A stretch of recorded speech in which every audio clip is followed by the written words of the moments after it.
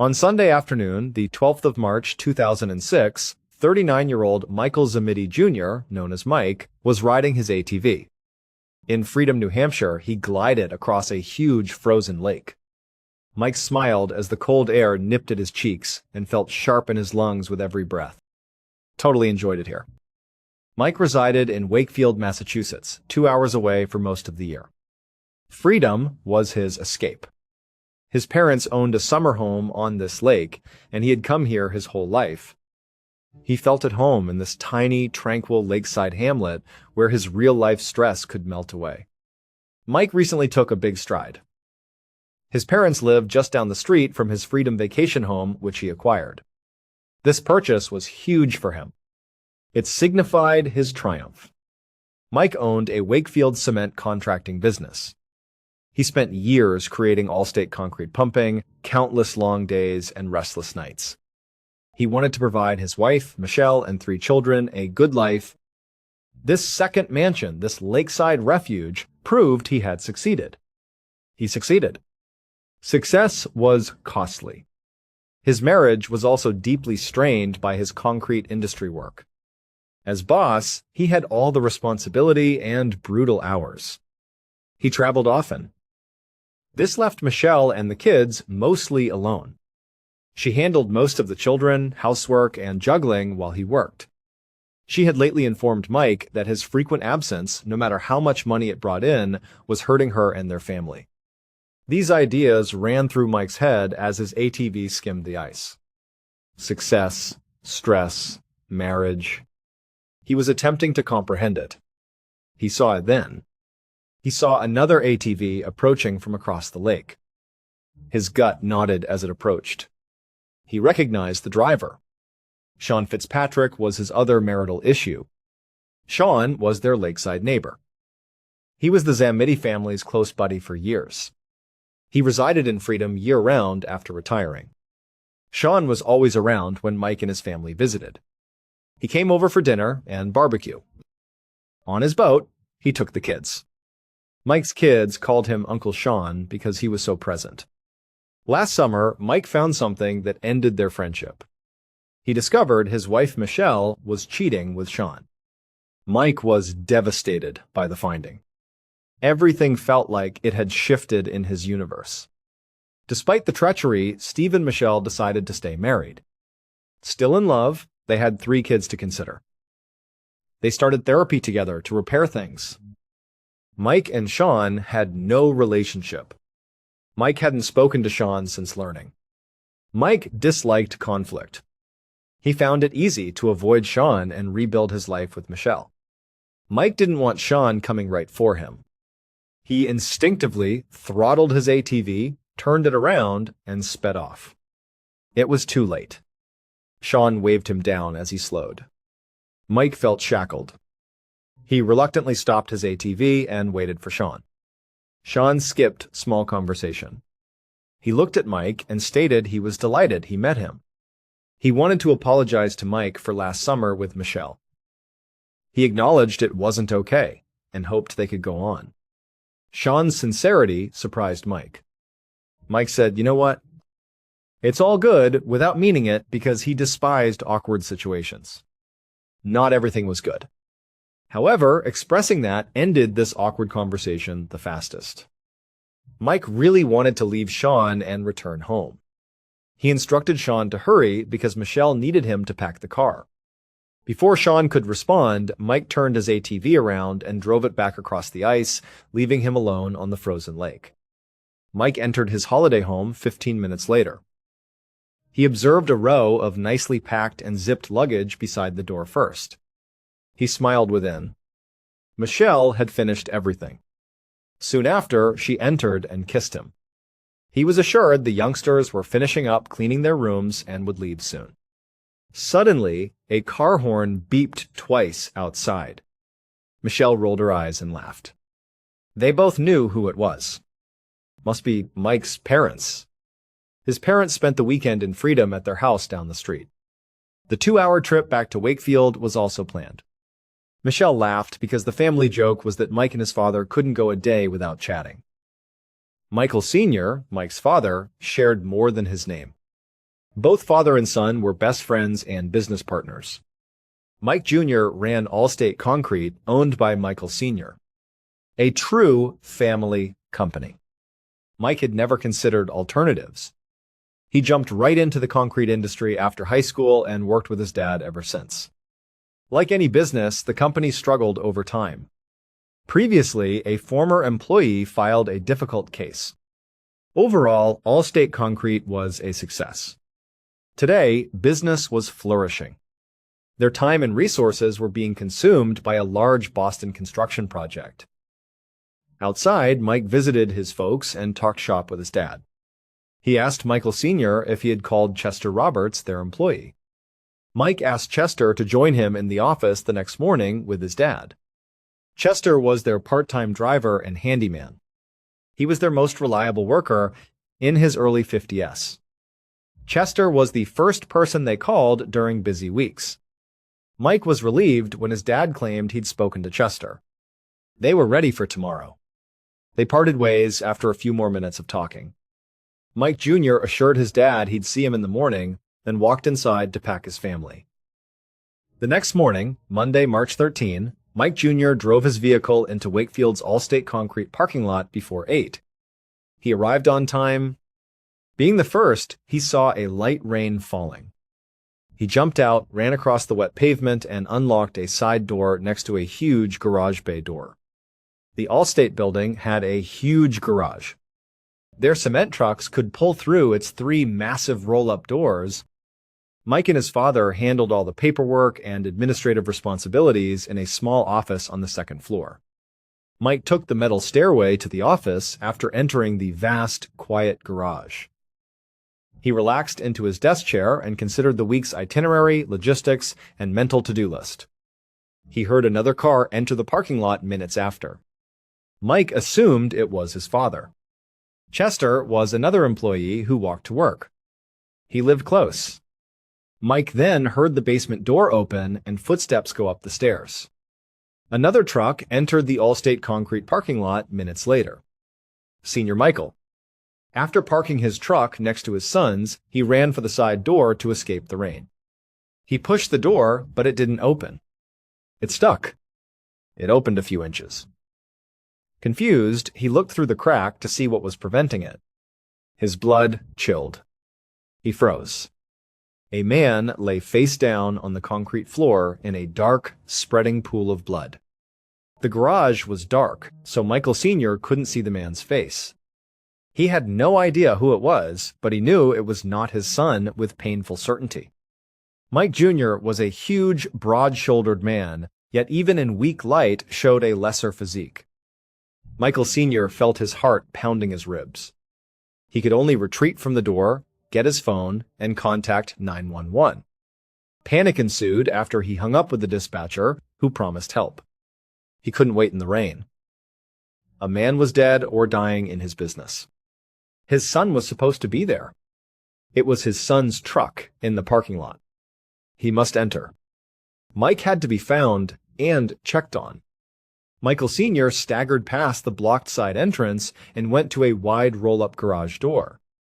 He opened it, creating a dark, spacious entrance to the structure. He saw no one in the big garage. Running inside, he screamed his son's name repeatedly.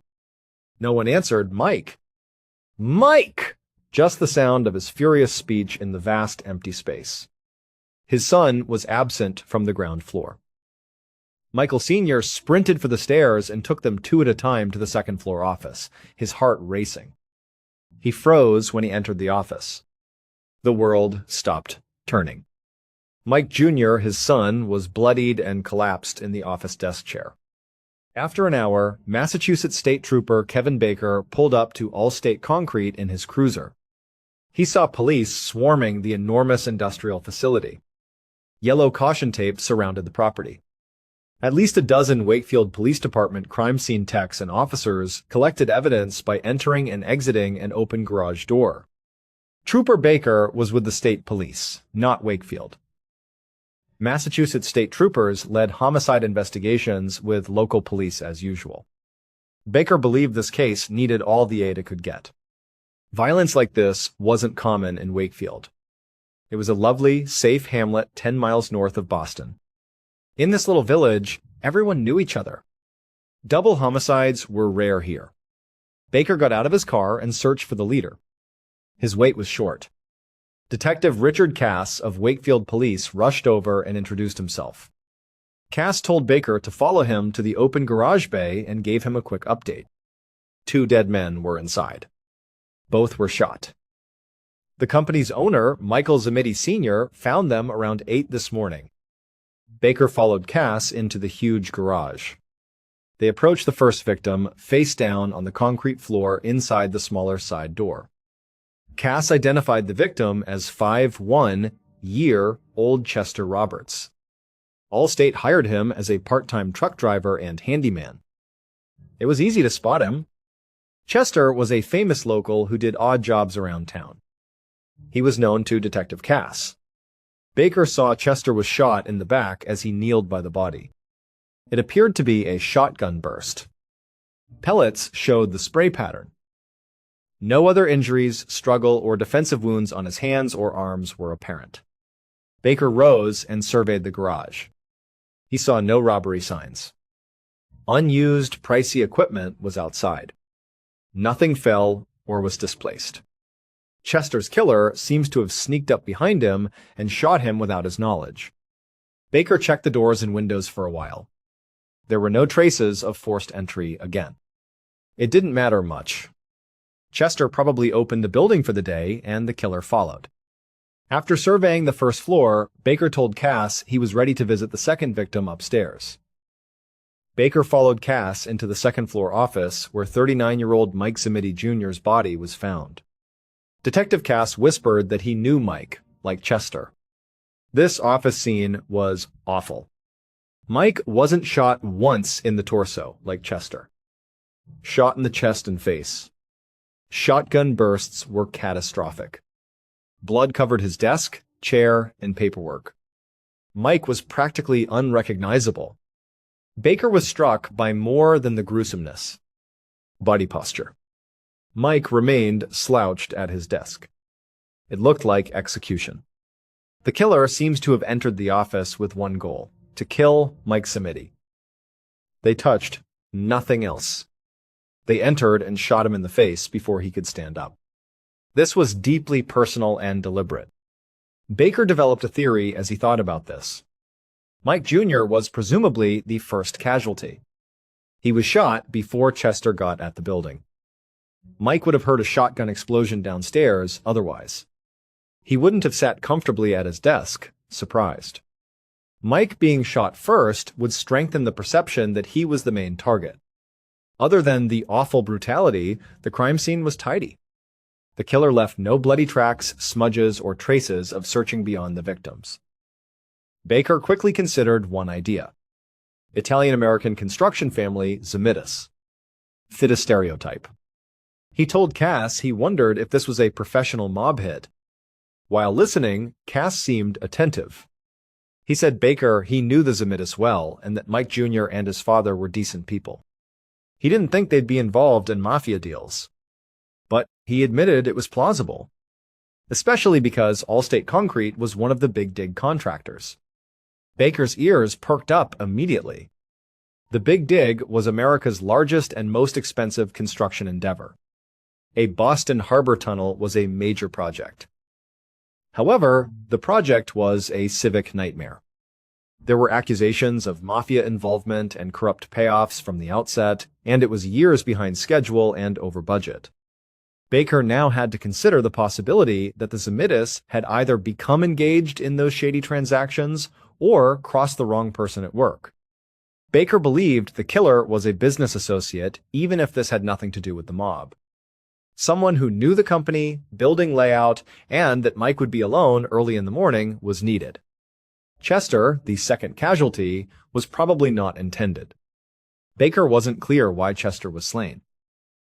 Due to his late arrival and witness status, he could have been eliminated. He may have been involved in the Zamitis' fight. Baker stood still, scrutinizing the bloody paperwork on the desk. He then told Cass that they needed a thorough list of Allstate's previous and present workers and clientele. While strolling around the workplace, he saw a 1.6 gauge shotgun shell on the floor. He ordered a crime scene tech to bag it and examine the building for more ammunition. Baker and Cassie returned outside. Behind the police tape, a few observers and reporters had gathered. Baker requested Cass to talk with Michael Zamiti Sr., the body finder, outside. DCAS shook his head. He said Michael Sr. was disoriented and barely able to communicate when he came due to grief and shock. Cass decided to send him home. When Michelle, Mike Jr.'s wife, arrived, another cop did the same. She hysterically claimed to have heard of an accident. When she learned her husband was dead, they took her home too. Baker accepted but wasn't pleased. Time matters in murder investigations. He preferred to speak to crucial witnesses and family members quickly while their recollections were fresh. He was sorry to miss the chance to talk to Michelle right away because the spouse is always a suspect in homicides. There was still a lot of work to do at the scene, but Wakefield police knew where to find the family. Baker advised Cass to canvass surrounding businesses for witnesses or security cameras. The next morning, March 14, Trooper Baker parked in front of the Zamiti family house in Wakefield. He and Detective Cass spoke with Michael Sr. After receiving Chester and Mike's initial autopsy reports, they didn't find anything new. Mike was shot twice, Chester once. Death struck both guys instantaneously. However, detectives had one hopeful lead. No CCTV cameras were detected on the Allstate concrete facility, but surrounding businesses had them. A team of officers was meticulously scrutinizing the clip. Another Baker team interviewed Chester Roberts' family. He could have been wrong, and Chester, not Mike, was the target. Beyond that, crime scene techs uncovered little physical evidence. There were no usable prints. The morning of the murders, it rained, so they couldn't lift any clear footprints or wheel marks from outside the structure. Now Baker was betting on Michael Sr. He knocked on the main door, hoping the heartbroken father might direct them. Baker and Cass joined Michael Sr. and Pat, Mike's mother, in the Zamiti living room a minute later. Both parents seemed shocked. Michael Sr. was shivering, as Pat sat silently crying. Baker saw them now and felt Cass had made the proper decision to send Michael Sr. home the day before. Even 24 hours later, they were too distraught to give precise answers. Baker opted to be brief. He first requested Michael Sr. to explain the body discovery again. The father gave the 911 dispatcher the same tale, all aligned. Baker proceeded to his actual purpose. He inquired whether anyone wanted to hurt Mike Jr. Michael Sr. shakily breathed. He noted that in the building industry, you sometimes encounter stiff competition. But he and his son always tried to get along with everyone. Fighting was terrible for business, he argued. But as he said this, he sat up taller, as if he had noticed something. He indicated a previous employee had a vengeance against them. It was his nephew, Hank Jennings. Hank sued the corporation a few years ago for unpaid overtime wages. They settled with Hank out of court, but the whole thing had sparked animosity. There was still much hatred. Mike Sr. glanced at his wife Pat, who nodded and said it had been difficult and turbulent.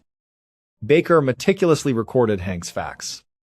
After chatting with Mike's parents for a while, he and Cass left. Baker knew he would need to talk to the Zamitis again, but for now, he would give them room.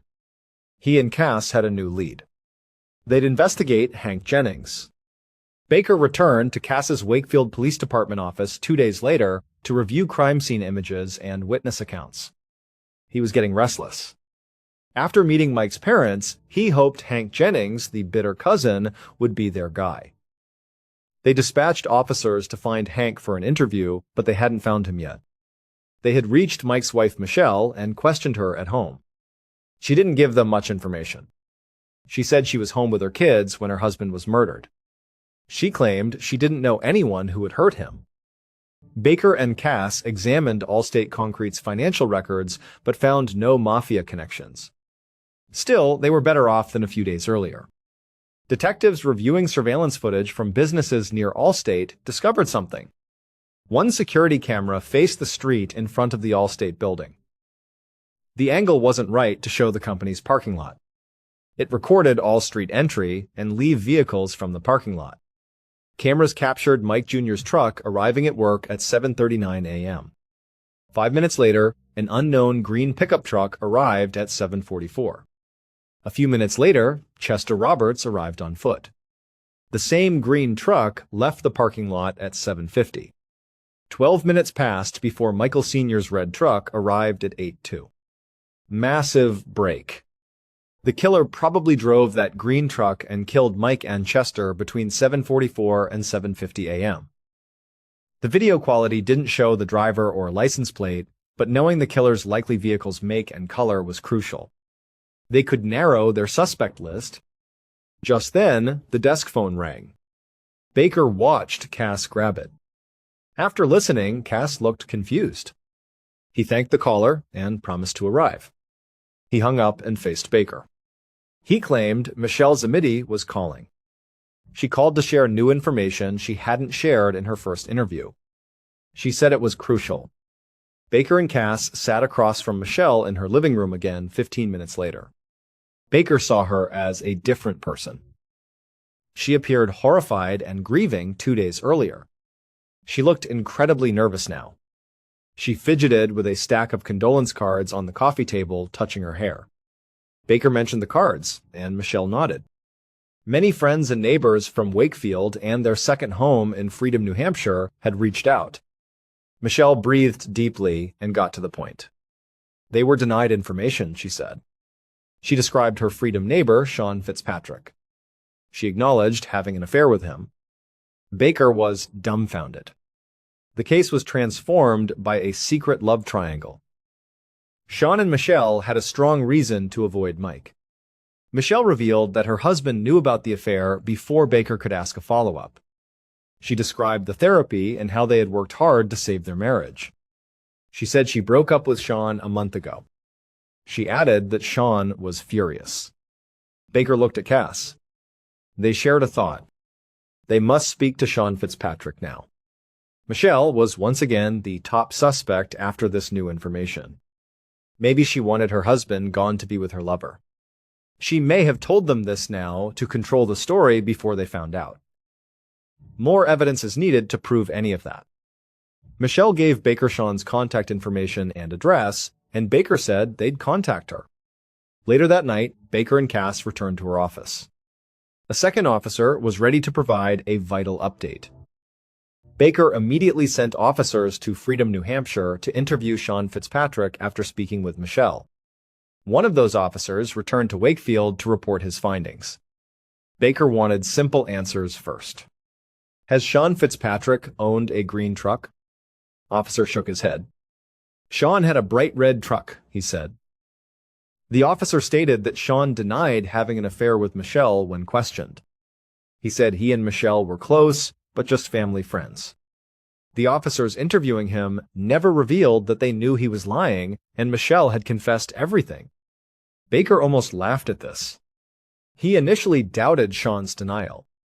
His blatant lying made him look guilty. Before Baker could respond, the officer added another crucial detail: that Sean had a good alibi. One of his neighbors confirmed that he was at home in Freedom on the murder morning. This neighbor took a walk every morning at 9, and she remembered seeing Sean outside his house at that time. In frustration, Baker sighed. Freedom, New Hampshire to Wakefield, Massachusetts takes 2 hours. Sean could not have killed Mike and Chester by 7:50 a.m. in Wakefield and then at his Freedom home an hour and 10 minutes later. Physically impossible. Suddenly, Sean Fitzpatrick, their most promising lead, felt like another dead end. 5 days after the murders, Baker and Cass stood behind a Wakefield church on March 18. They attended Mike Zamidi's funeral. The church was packed, showing how much the community loved Mike. However, the two investigators weren't just paying respects. They finally spoke to Mike's cousin, Hank Jennings, who sued the company. Cass suggested they corner him at the funeral since they hadn't been able to reach him. Despite the animosity, he was family and would attend. Baker felt Cass nudge him as the mourners stood after the service. He leaned over and whispered their accuracy. He pointed to Hank in the crowd.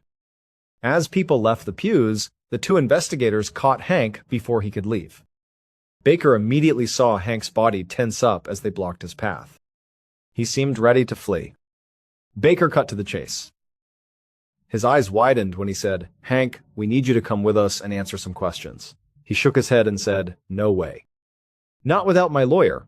He pushed past them and left the church. Baker and Cass didn't oppose him. They looked at each other. They considered Hank their main suspect due to his bizarre, evasive behavior. 5 weeks passed. State Trooper Kevin Baker sat in Detective Cass's office mid-April 2006. He carefully held a single sheet of paper in latex gloves. The ransom note looked like a movie prop. The page was covered with carefully cut and pasted newspaper letters. The letters warned, "Close business now, or more family will die." They received the note from Mike Jr.'s mother, Pat. She said it arrived in their mail that morning. For the Zemedy family, this letter was terrifying. It wasn't just a cruel reminder of their son's murder, it threatened more violence. The note meant something else to Baker. They desperately needed a lead. Mike and Chester were killed over a month ago, and the investigation had stalled. Most of their initial suspects had been eliminated by this point, including Hank Jennings. They discovered his strange funeral behavior wasn't guilt-related. His settlement with the Zemedis included a non-disclosure agreement, so he was afraid of legal trouble if he told the police. His alibi was solid when they finally got him to sit down for a formal interview with his lawyer. His employer confirmed that he was at work during the murders. Hank owned several shotguns, but none were 1/6 gauge, the type used in the murders. Hank joined the growing pile of suspects. Michelle was in that pile. Given her affair, she had a motive, but she cooperated throughout the investigation. They couldn't find any evidence she was involved, directly or by hiring someone.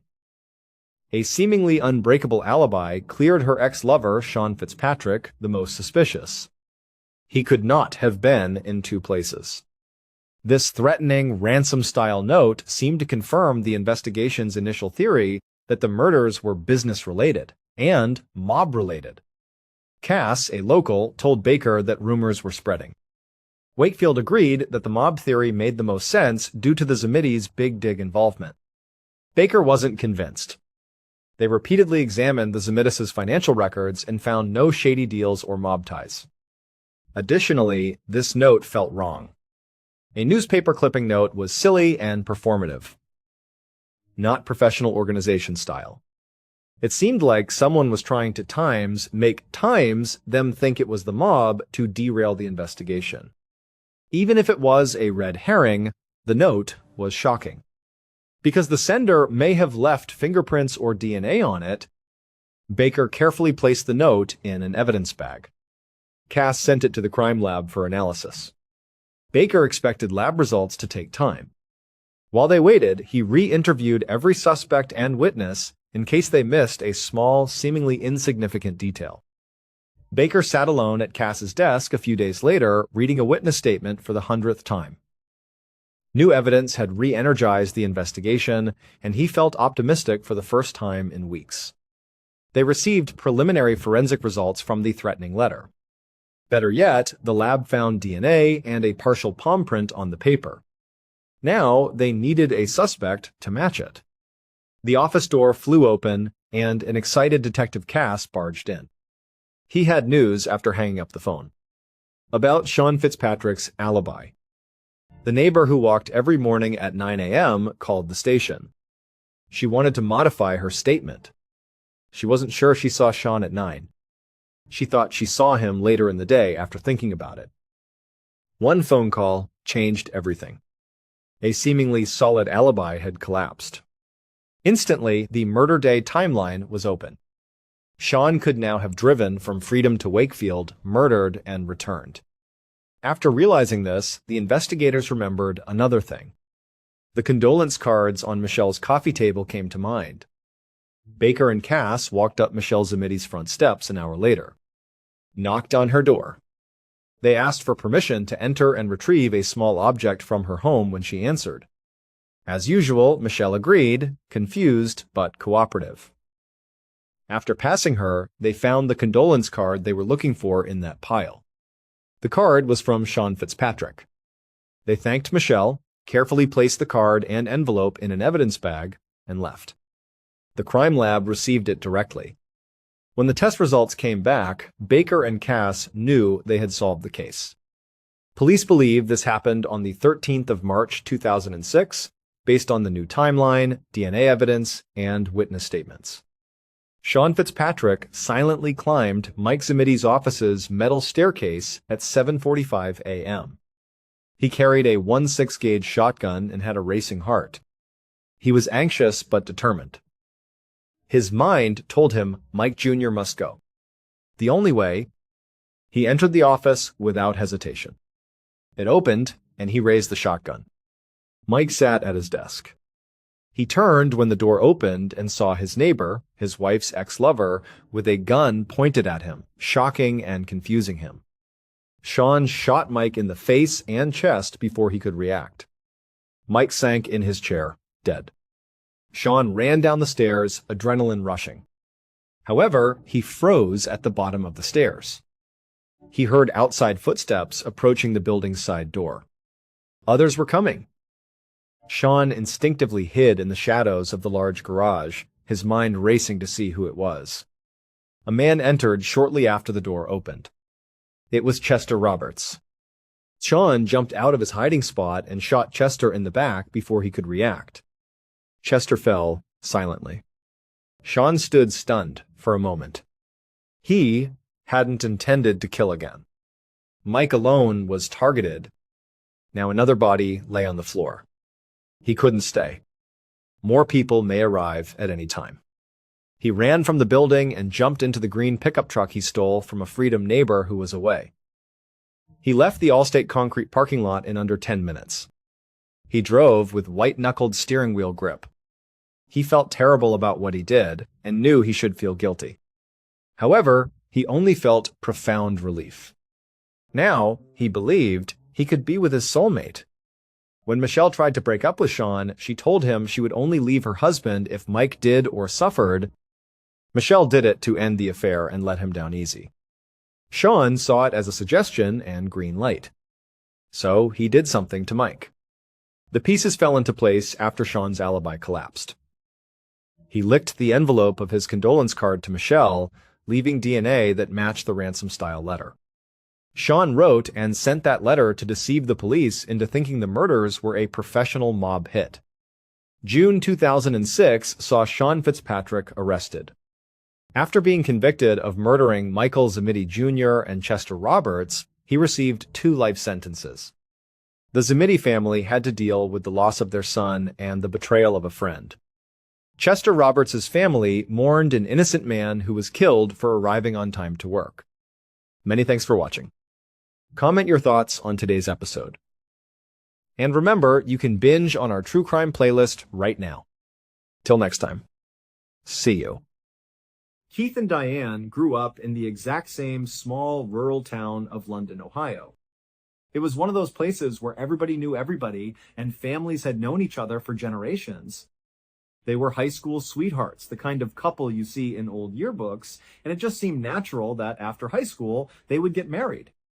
And that's exactly what they did. Fast forward about 6 years, and their life seemed pretty perfect. They were still happily married, they had a beautiful 4-year-old daughter named Raven, and Diane had just found what she thought was their absolute dream home. This new house was also in London, Ohio, so they weren't leaving the town they knew and loved. But this property was different. It was much more isolated than any of the other places they had looked at. It was technically still within the town limits, but it was set way back in the forest, far off the beaten path. For some people, that might have been a downside, but for them, it was a huge selling point. Keith was an avid hunter. He loved being out in the woods. And Diane loved the peace and quiet of the forest too. They both really liked the idea of having total privacy, of being away from nosy neighbors and the sounds of the town. So they didn't hesitate. They bought the house, moved in, and started to settle into their new life. Their routine, however, was a little demanding. Keith was working incredibly hard to provide for his family. He had a full-time job as a welder during the day, which was already tough work. But on top of that, he was also taking night classes to prepare for a special apprenticeship program he was really hoping to get into. This meant that for 5 days a week, Keith was gone from the house for about 12 hours at a time. He would leave early in the morning and not get back until late at night. This left Diane at home alone with Raven a lot of the time, especially in the evenings after Raven was in bed. Diane was a stay-at-home mom, so this new, isolated house was basically her whole world during the week. In those first couple of weeks after they moved in, as Diane was getting used to the new sounds of the house and the long stretches of being alone, she started to notice something. At night, after the house was quiet, she would hear this faint sound coming from outside. She described it as a sort of scampering noise, like some animal was moving around in the brush just beyond their yard. It wasn't particularly alarming. After all, they lived in the middle of a forest. Animals were to be expected. She had this big, beautiful window right over the kitchen sink. Whenever she was washing dishes, she was looking directly out into the dense woods that made up their backyard. So, from time to time, when she'd hear that scampering, she'd lean in and poke her head closer to the glass, trying to catch a glimpse of whatever was out there. She just figured it was a deer or maybe a stray dog from a neighboring farm. It was just a little quirk of their new property, nothing to be concerned about. It was just something she noticed. One night, Keith was out late for his night school class, and Diane had just put Raven to bed. She went downstairs to clean up the kitchen and the living room. As she was standing at the sink, washing the last of the dinner dishes, she heard that familiar scampering sound again. It seemed a little closer this time. She leaned toward the window, peering out into the darkness. The problem was, the light from the kitchen was on behind her, which created a really strong glare on the glass. So to see anything at all, she had to press her face right up close to the window pane, cupping her hands around her eyes to block out the reflection. She stared out toward the tree line, which was only about 20 or 25 feet from the back of the house. It was very close. And as her eyes adjusted to the dark, she saw it. A pair of eyes, reflecting the light from the house, staring right back at her. Her first thought was a little bit of relief. She thought, okay, it's a dog. That confirms it. There's a loose dog that's been wandering around the property. That's what has been making all that noise. She wasn't scared. She grew up in the country, she was used to animals, so she just thought, cool, it's a dog, and finished up with the dishes. She then walked into the living room, which was on the other side of the house. The windows in the living room looked out in the opposite direction from the kitchen window. She was just tidying up, picking up Raven's toys and putting things away. As she moved around the room, she happened to glance up towards one of the living room windows, and her heart just stopped. For just a split second, she saw another set of eyes. But these were different. They were at human height, and they were pressed right up against the glass, looking in.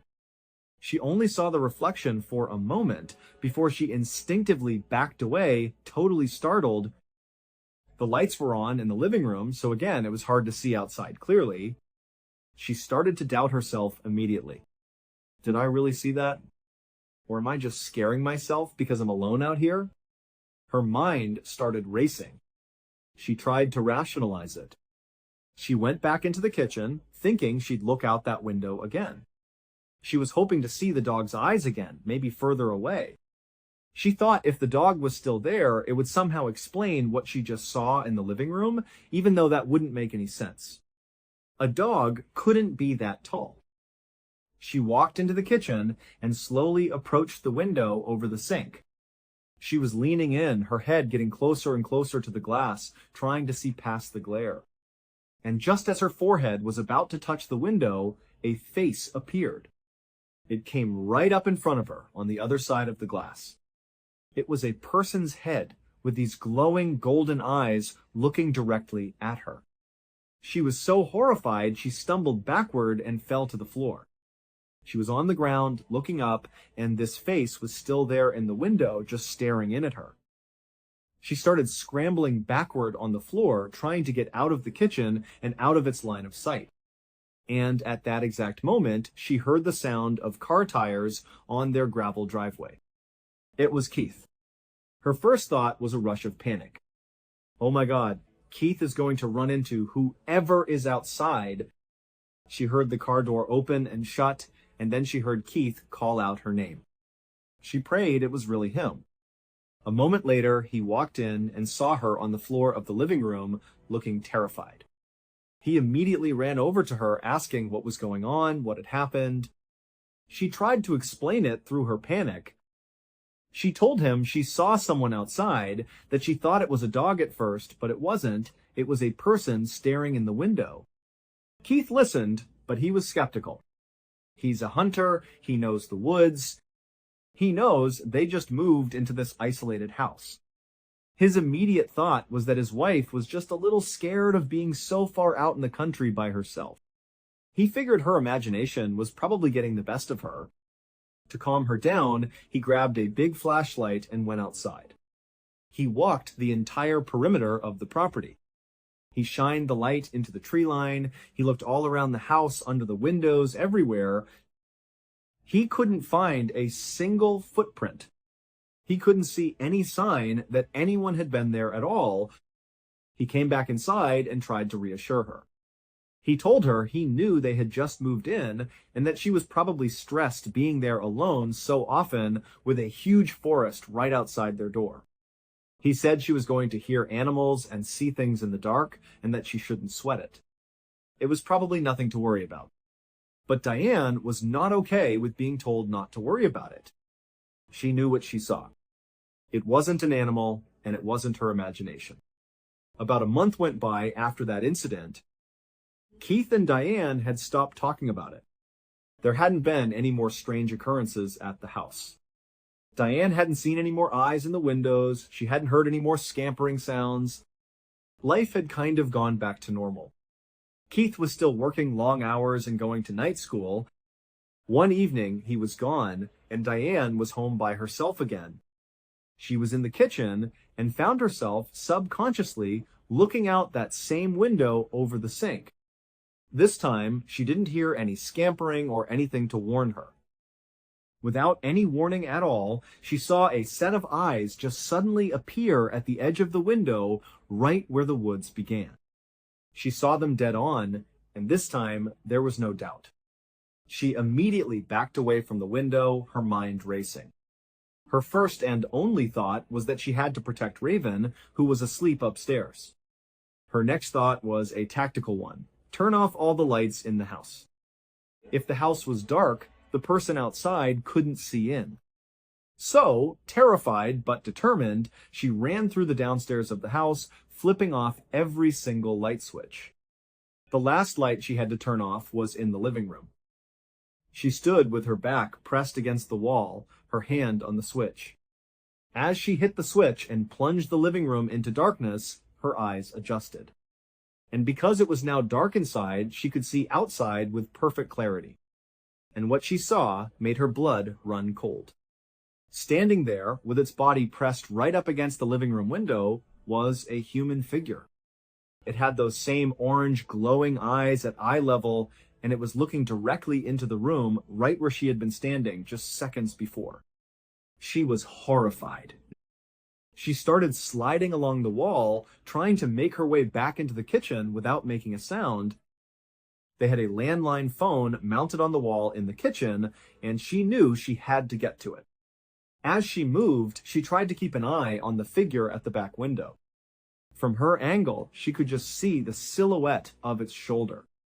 She finally reached the phone, fumbled with the receiver, and called 911.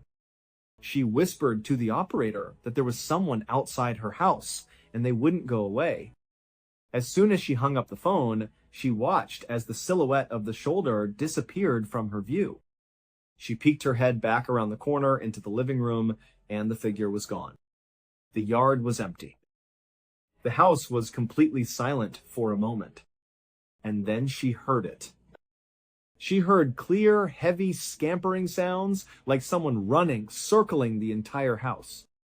She could hear it move from the back, to the side, to the front, and then around the other side. She just stood there, in the dark, frozen, wondering if it was going to try to break a window and get inside. She had no idea what she would do if it did. Finally, after what felt like an eternity, she saw the flashing red and blue lights of a police car pulling into her driveway. She heard a firm knock at the door. She ran to it, unlocked it, and opened it to find two police officers standing on her porch. She was hysterical, trying to explain what had happened. The police tried to calm her down so they could get a clear story. She was pointing out into the darkness, telling them there was something out there. The police started sweeping the property with their flashlights, just like Keith had done a month before. A few minutes later, Keith's car pulled into the driveway. He saw the police cars and immediately knew what had happened. He just thought, she saw that thing again. He was convinced it was probably just her own reflection in the glass, and now she had called the police. This was a small town. He was worried that people were going to start thinking he and his wife were crazy. He walked into the house, and he later said he really regretted his reaction, but he immediately got angry with Diane. He said things like, "What are you doing? You're calling the cops? There's nothing out here. I looked last time, they're looking now. The police officers were even telling her that they hadn't seen anything. They said they'd look for a little bit longer, but there was no sign of anyone being on the property." Eventually, the police came back to the door and confirmed that they hadn't found anything at all. No footprints, no disturbances, nothing. They told Diane to call them if anything else happened, and then they left. Keith and Diane were left alone in the house, and they just had a huge fight. He didn't believe her, and she was terrified and felt completely alone. 4 more months went by without any incidents. There was no more scampering, no more eyes in the windows. Keith and Diane had sort of moved past the whole ordeal. They weren't really thinking about it anymore. Diane even admitted later that she had started to believe that maybe it was all in her imagination. She thought maybe she was just stressed and overwhelmed by how much she was alone in that big, isolated house, and her mind was playing tricks on her. So, 4 months pass, and it's now early December of 1981. One morning, the region got its first big snowfall of the winter. A few inches of fresh, white powder covered everything. Keith woke up early while Diane and Raven were still sleeping. He decided he would go out and get donuts and coffee for the family as a nice surprise. It was still dark outside when he left the house. He got into his car, started it up to let it warm, and sat there for a moment, rubbing the sleep from his eyes. He reached up to adjust his rearview mirror, and as he moved it, he stopped. For just a split second, he thought he saw someone standing behind his car. He blinked and looked again, readjusting the mirror. But the figure was gone. He thought, what was that? He threw the car in park, grabbed the powerful flashlight he kept in the glove compartment, and got out. He knew he had just seen someone standing right there. He started walking around his car, shining the light everywhere. And as he was looking, he realized the irony of the situation. Here he was, doing the exact same thing his wife had done, believing he saw somebody outside their house and now searching for them in the dark. He couldn't find anyone. But then he remembered what had convinced him his wife was imagining things, the lack of footprints. But this time, there was fresh snow. And as he shined his light across the ground, he saw them. Tracks. He couldn't quite tell what kind of tracks they were at first, but there were clear prints in the untouched snow. He knew exactly where he had walked, and these weren't his.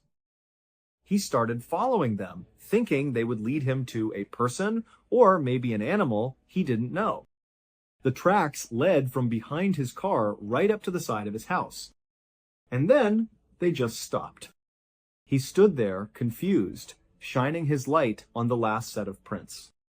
He thought, where could they have gone? And then he looked up. There was a section of their house on the first floor that was a little extended, which meant there was a low roof over that part of the building.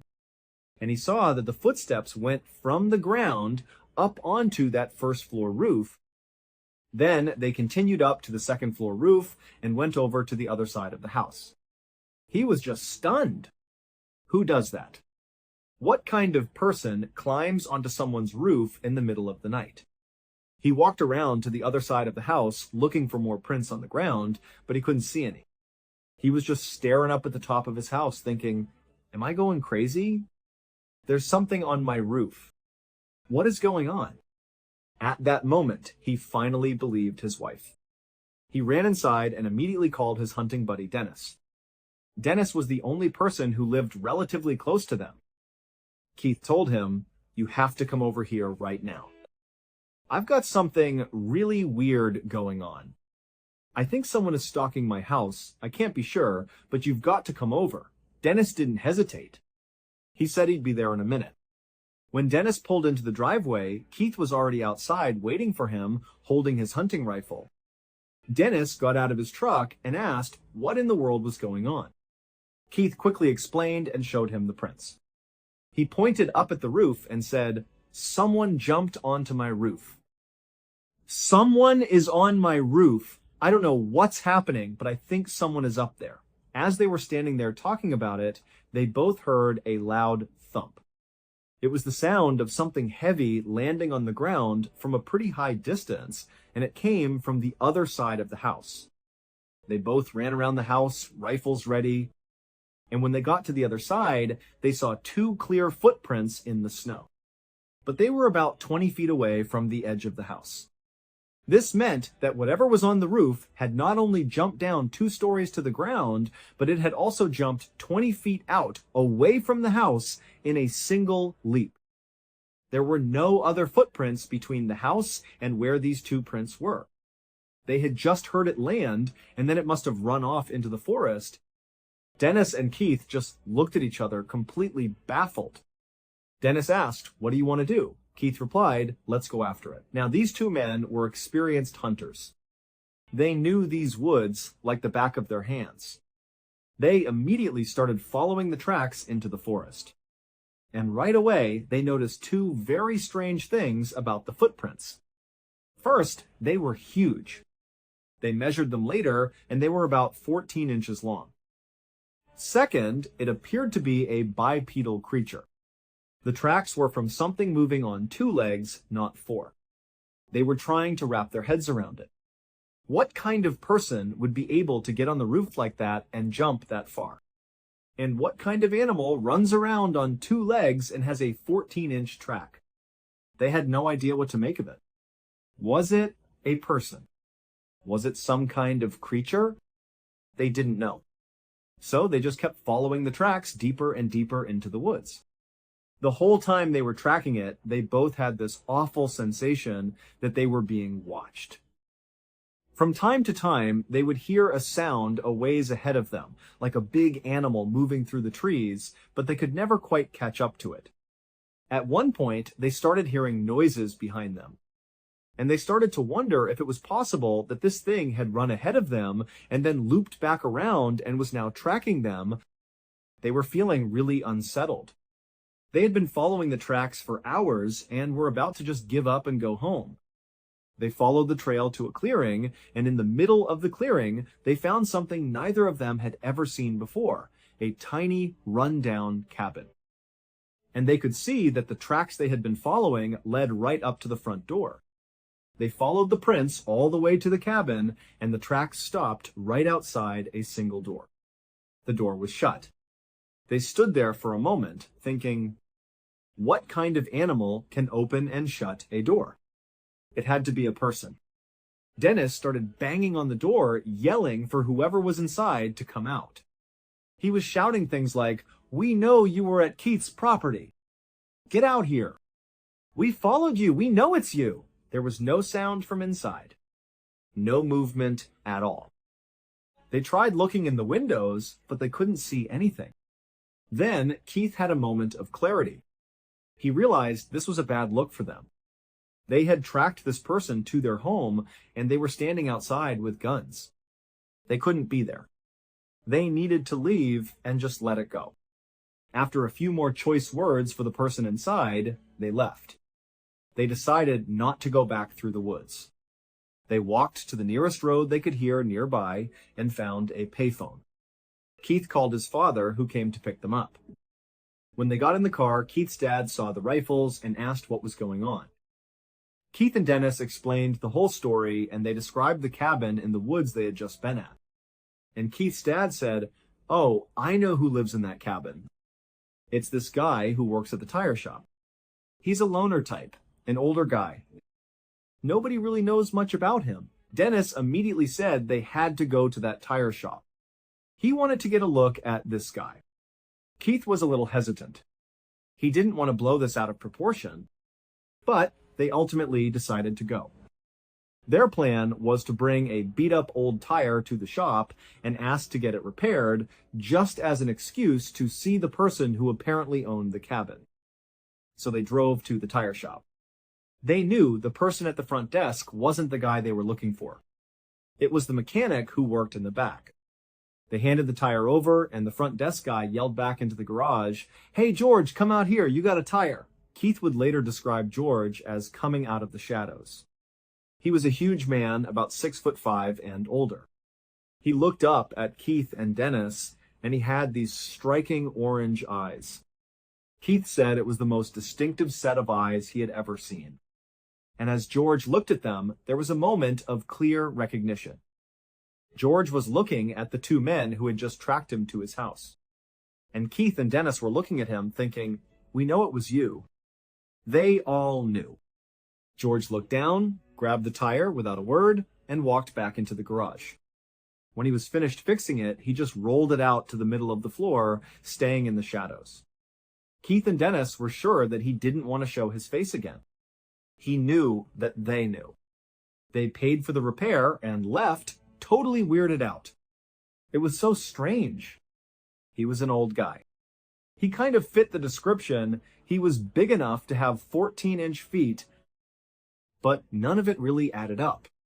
How is an old guy like that climbing on roofs and jumping 20 feet? Keith was in a tough spot. He couldn't tell the police what had happened because he would have to admit that he stalked a man to his house with a rifle. And he couldn't prove that George had committed any crime.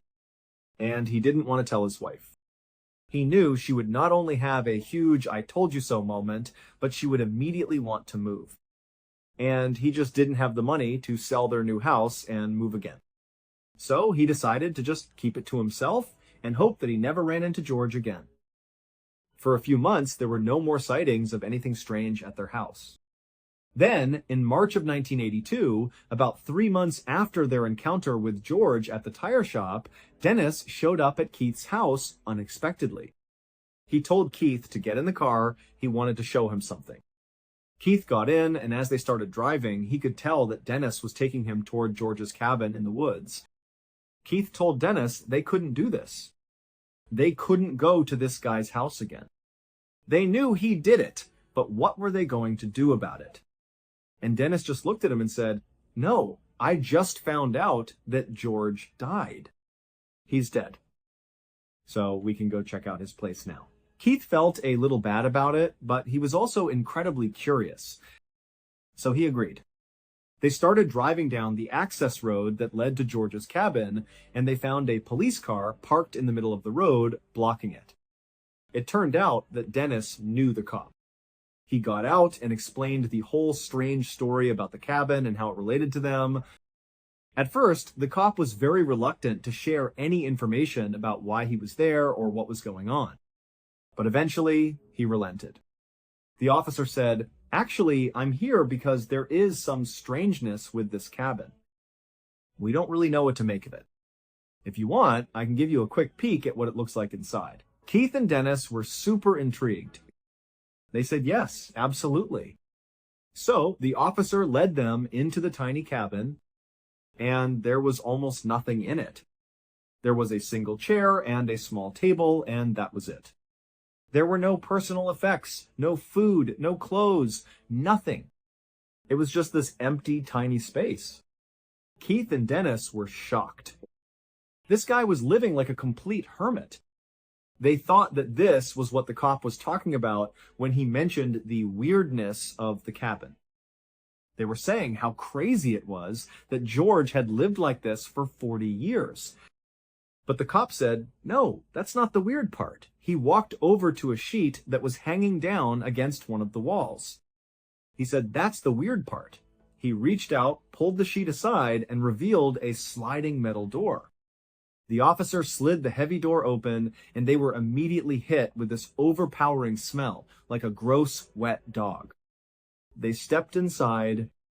They were in a small cell. The walls were lined with thick plates of steel, with metal strips and rivets holding everything in place. It was like a metal-encased tomb. In the middle of the floor was a 10-foot chain bolted to the concrete. At the end of the chain, there were heavy shackles for wrists and for feet, and all over the steel walls, there were scratch marks. Old scratches, new scratches, deep gouges in the metal, everywhere. The police officer just looked at them and said, yeah, we're trying to figure out what old George was doing with this cell in his cabin in the middle of the woods. Keith and Dennis didn't say a word. They left the cabin, got back in their car, and just drove away in silence. Neither of them talked about what they saw, but they both knew. They knew that something had been held in that cage. And that something had been the thing they tracked through the woods. It had been the thing that was stalking Keith's property. It was the thing with the orange eyes that was staring in the windows. It was all incredibly unsettling, but Keith, Dennis, and Diane never found out for sure what it was. Keith did say, though, that after George died, there was no more stalking at his property. They never saw the glowing eyes in the woods again.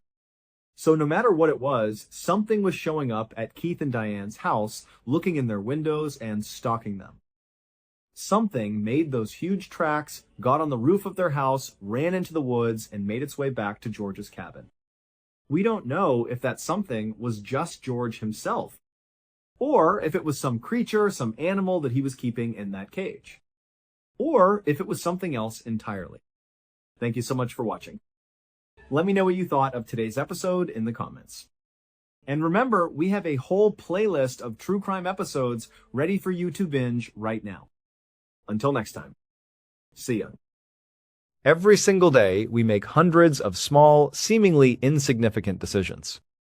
We choose what to eat for breakfast, what road to take on our commute, what book to read before bed, or whether to strike up a casual conversation with a stranger on the bus. Most of the time, these little choices fade into the background of our lives, completely forgotten by the time we wake up the next morning. But every once in a while, one of those tiny, routine decisions sets off a massive, unstoppable chain reaction. A single choice, made in a split second of boredom, desperation, or simple curiosity, can completely reshape a person's life forever. And sometimes it does not just change their own life, it changes the lives of millions and millions of other people all around the globe. Today, we are going to look at 3 normal, everyday people who found themselves standing at these exact crossroads. They made choices that felt completely ordinary at the time, but those decisions ended up sending shockwaves through history, pop culture, and global politics. Our first story begins on a cold, gray afternoon in the year 2009 inside a quiet, dimly lit manga cafe in the bustling city of Seoul, South Korea. A 38-year-old man named Hwang Dong-huk was sitting in a small, private wooden booth, staring blankly at the wall. A manga cafe is a very popular place in South Korea where people can go to escape the noise and stress of the city. You can buy cheap snacks, sip on hot drinks, and browse through massive, floor-to-ceiling bookshelves filled with thousands of manga volumes, which are essentially Japanese comic books. It is a place designed for quiet comfort and cheap relaxation, but on this particular day, Hwang Dong-hyuk was anything but relaxed. The truth was, he was completely broke. He did not have enough money to buy a cup of coffee or a small snack from the cafe counter. He had only come inside because it was a warm, quiet place to sit and escape the harsh, unforgiving reality of his daily life. At 38 years old, his life was in complete shambles. For his entire adult life, he had dreamed of becoming a successful writer and film director. He had spent years studying the craft, working long hours on various movie sets, and trying to get his scripts noticed by major production companies. He had successfully landed a few small temporary jobs here and there, writing a script or directing a minor project, but the entertainment industry in Seoul was incredibly competitive and unpredictable. Every single time he thought he was finally making progress, the project would suddenly fizzle out, the funding would dry up, and he would find himself right back where he started, completely unemployed. At this point in his life, he was completely out of options and drowning in debt. He lived in a tiny, cramped apartment with his elderly mother and his grandmother. Even though all three of them pooled every single penny they had, they still struggled to pay their monthly rent and keep the heating on. The financial stress was absolutely crushing, hanging over him like a dark cloud. Just a few weeks prior, Hwang had been forced to make a heart-wrenching decision. He had to sell his laptop, which was his most prized possession, and the only tool he had to write his scripts. He sold it for a fraction of what it was worth, just so his family would not get evicted onto the cold streets. To make matters worse, he had started taking out short-term, high-interest loans just to buy basic necessities like white rice and medicine.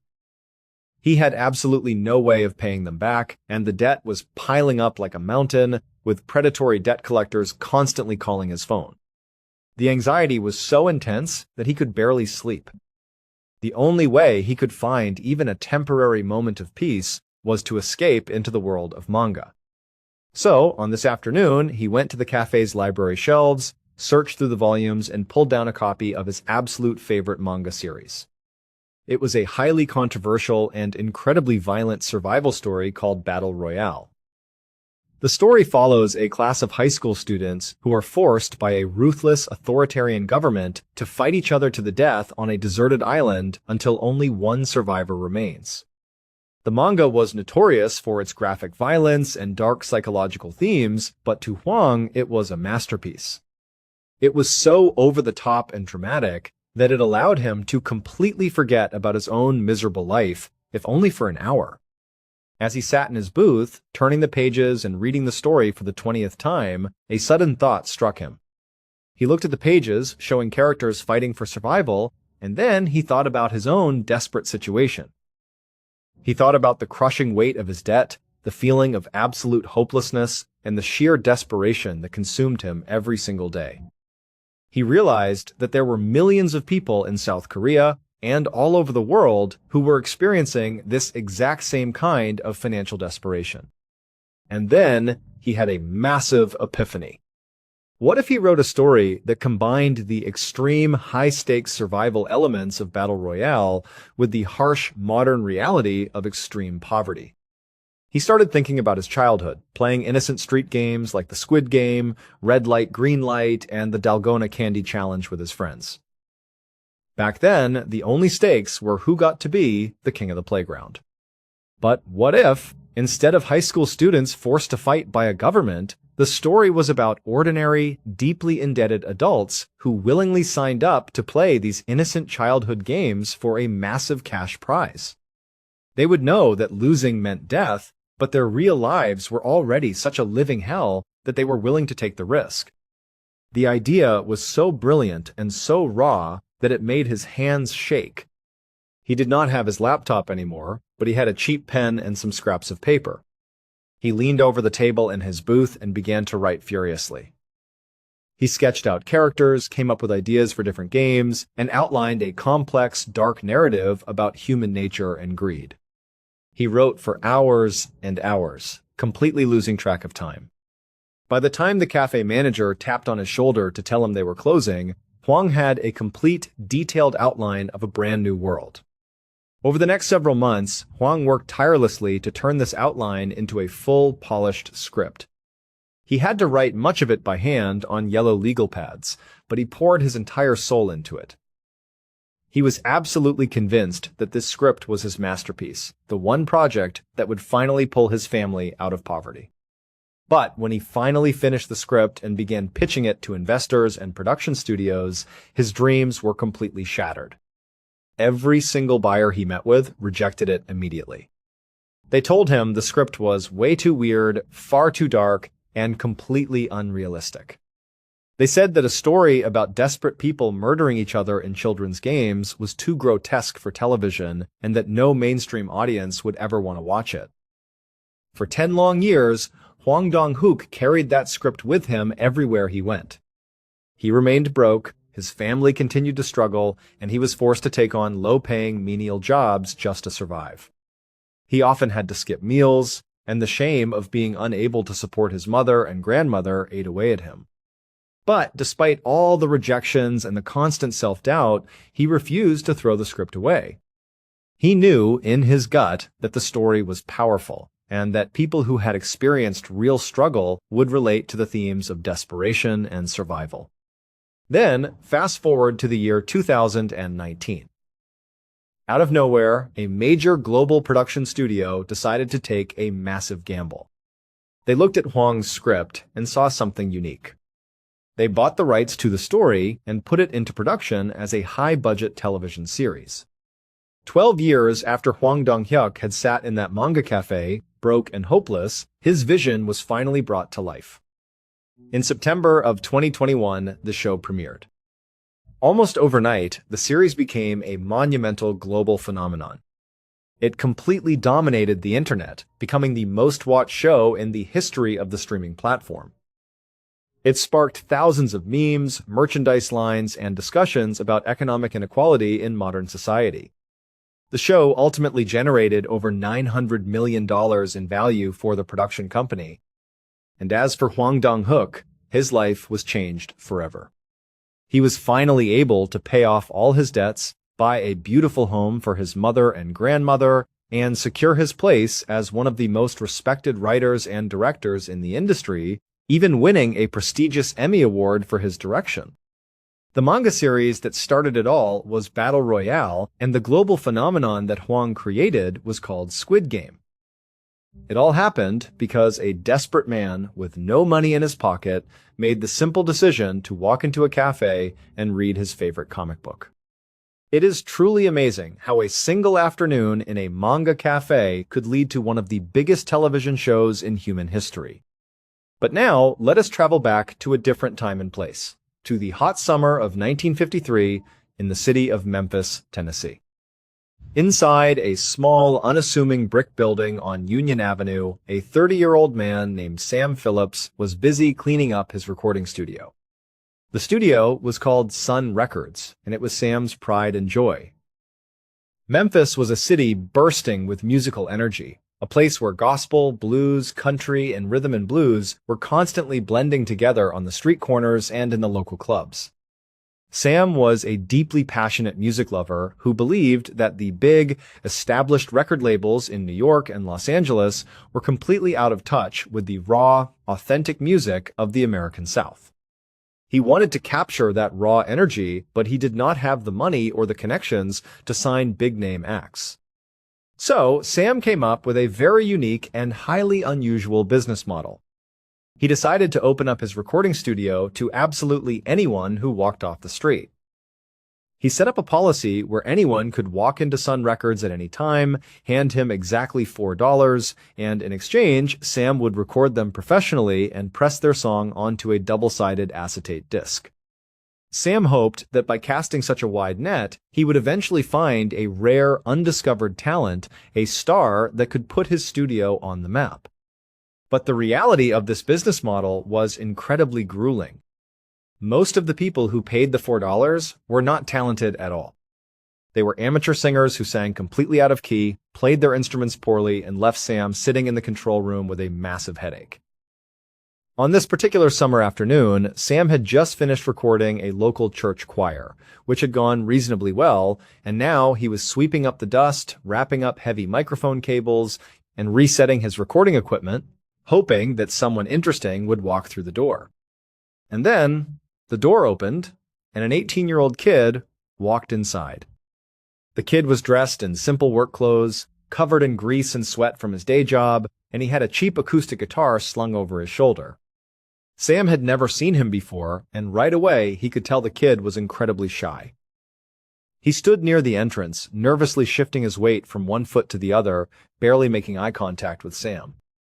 The young man walked up to the reception desk and met Sam's assistant, a woman named Marian Keisker. She asked him what kind of singer he was, and the kid replied that he sang all kinds. When she asked who he sounded like, he famously looked down and said that he did not sound like nobody. Sam greeted him warmly and asked how he could help him.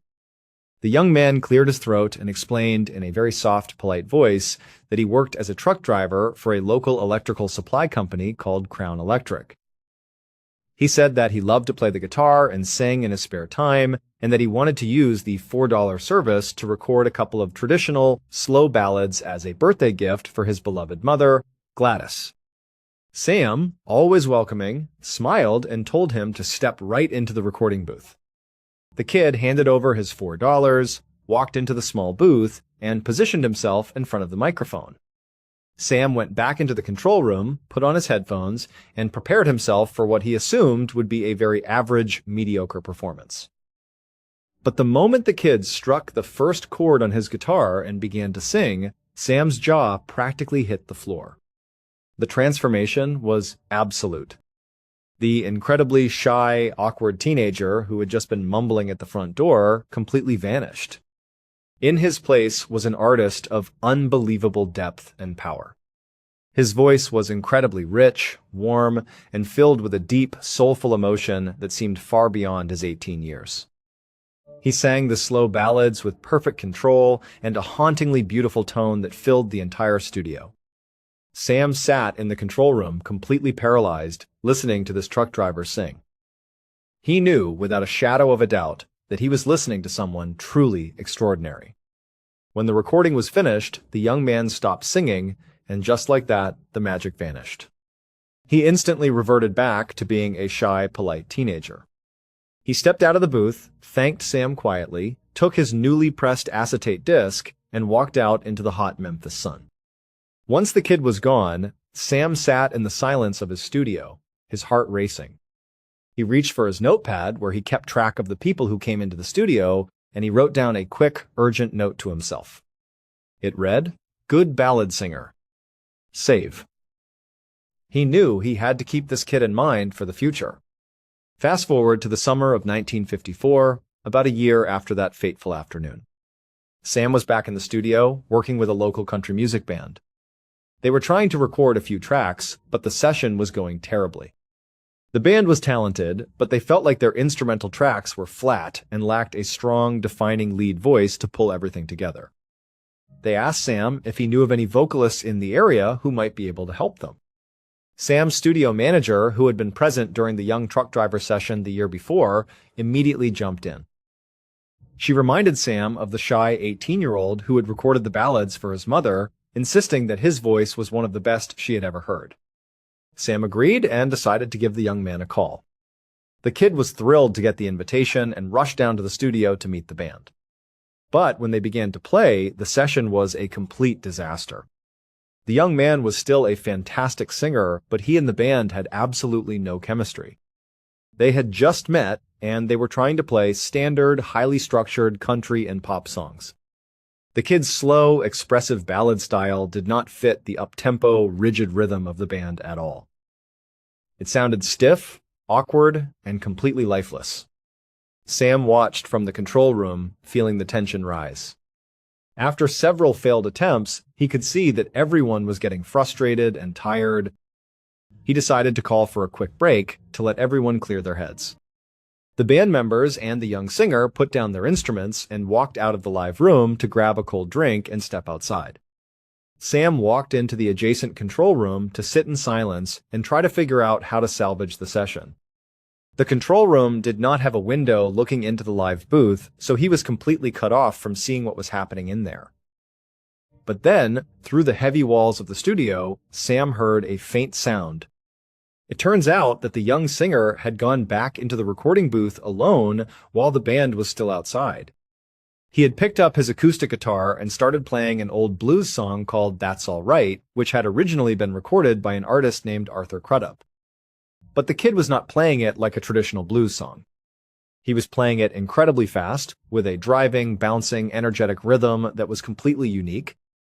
He was tapping on the wood of his guitar, creating a beat that made it impossible not to move. Hearing the upbeat noise, the band members ran back into the booth, grabbed their instruments, and began to play along with him, caught up in the pure, unadulterated joy of the sound. Sam stood up in the control room, his ears ringing with this incredible, loud, kinetic music. He ran out of the control room, threw open the door to the recording booth, and what he saw absolutely took his breath away. The shy, quiet truck driver was leaping around the room, totally lost in the rhythm, strumming his guitar with a wild, infectious energy. His voice was pouring out of him with a raw, electric power, a perfect blend of soulful blues and energetic country swing. It was a sound that Sam had never heard in his entire life, a completely new kind of music that defied any existing genre. Sam stood there with goosebumps covering his arms, realizing that this was the exact sound he had been searching for his entire life.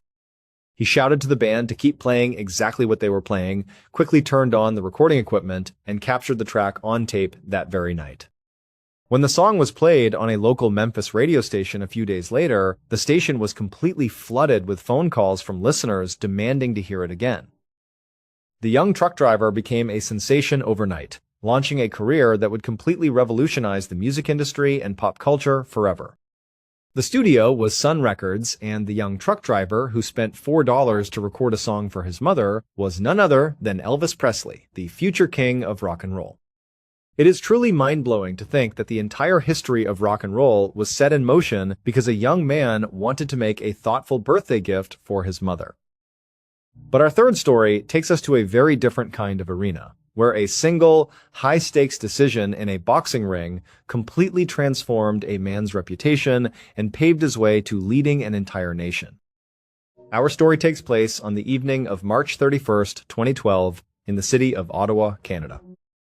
Inside a massive, brightly lit convention center, a 40-year-old man named Justin was standing in the corner of a professional boxing ring.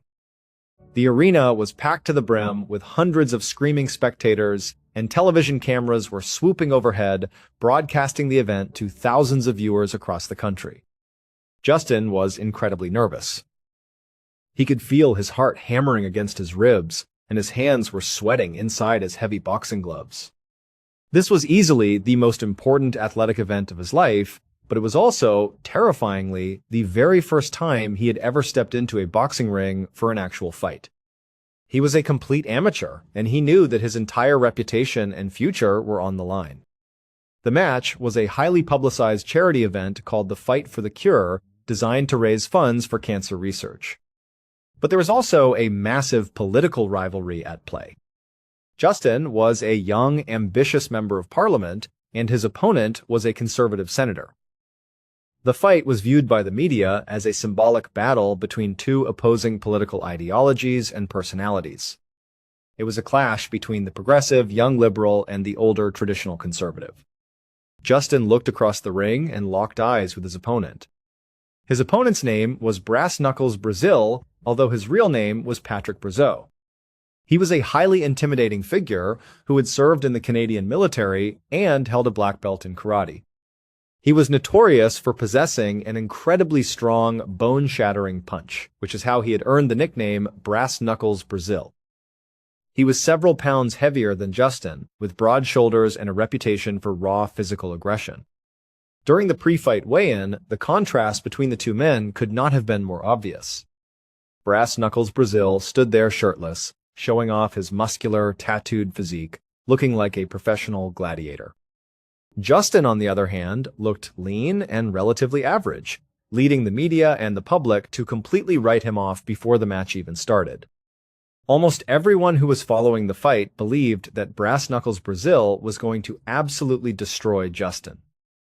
And it was not just because of his opponent's military background and martial arts skills, but because of Justin's own public reputation. To the Canadian public, Justin was viewed as a soft, pampered, and incredibly privileged intellectual. He was the son of a highly famous former prime minister, and most people believed he had lived a life of luxury, completely insulated from any real physical hardship or conflict. He was seen as a lightweight, a handsome and charming man who lacked any real toughness or grit, often dismissed as a mere drama teacher who had stumbled into politics. The idea of him entering a boxing ring against a military veteran was seen as a joke. When Justin had first entered the ring that night, the sports announcers on television did not even try to hide their skepticism. They openly mocked his appearance, his fancy hair, and his bright red boxing trunks. They immediately gave him the mocking nickname of the Shiny Pony, laughing about how quickly he was going to get knocked out by a tough military veteran like Brass Knuckles Brazil. They predicted that the fight would not even last past the first round. But what the announcers and the public did not know was that the Shiny Pony had been training quietly and intensely for months. He had spent hours in local gyms, sweating, lifting weights, and practicing his punches, determined to prove to the world that he was much tougher than his pampered image suggested. He had learned how to take a punch, how to move his feet, and how to maintain his breathing under intense pressure. The bell rang for the first round, and the fight began. Justin, fueled by pure adrenaline, charged across the ring and immediately started throwing wild, heavy punches. But his technique was chaotic, and Brass Knuckles Brazil easily slipped and ducked away from every single blow. And then the counterattack came. Brass Knuckles Brazil stepped forward and began to pummel Justin with brutal, precise force. He landed heavy, painful punches to Justin's ribs, chest, and face. Justin's head snapped back under the impact of the blows, and he quickly found himself completely overwhelmed, bleeding from his nose and mouth, and desperately clinging to his opponent just to stay upright. The heavy gloves of the military veteran felt like blocks of cement hitting his jaw. The announcers on television were practically laughing, calling the match a complete slaughter and mocking Justin for ever thinking he could step into a ring with a real fighter. They commented that the Shiny Pony was about to be sent to the pasture. Justin was in absolute agony, his vision spinning, and he was on the absolute verge of falling to the canvas. His body wanted to give up, and his brain was telling him to lie down and let the pain stop. But right before Brass Knuckles Brazil could land a decisive knockout punch, the bell rang, signaling the end of the first round. Justin stumbled back to his corner, his legs shaking. The ringside medic immediately rushed in to clean the blood off his face, and his coach leaned in, shouting instructions and trying to get him to focus. But Justin could barely hear a word. His head was throbbing, and he was in deep physical shock. But amid all the pain and the roaring of the crowd, a clear, powerful realization came over him. He knew that if he quit now, or if he allowed himself to get easily knocked out in the second round, his public life would be completely over. He would permanently be branded as a joke, a weak, pampered coward who tried to act tough on national television and got humiliated. He knew that the only way to save his reputation was to fight with absolute, reckless abandon. He had to stop trying to box defensively and simply fight for his life. The bell rang for the second round. Justin stood up, wiped the blood from his eyes, and charged back out into the center of the ring. But this time, his energy was completely different. He was fast, relentless, and completely focused. He went straight at Brass Knuckles Brazil, throwing a rapid barrage of heavy punches. And to the absolute shock of everyone in the arena, his punches began to land. He struck Brass Knuckles Brazil with a series of powerful, stinging blows to the head and body. The military veteran was caught completely off guard, expecting Justin to be timid and defeated after the beating he had taken in the first round. Instead, he was facing a man who seemed completely possessed and utterly unafraid of pain. Justin kept moving forward, landing hit after hit, driving his opponent back against the ropes. He used his height advantage to keep the veteran at a distance, landing jab after jab with incredible accuracy. The crowd in the convention center erupted into a deafening roar.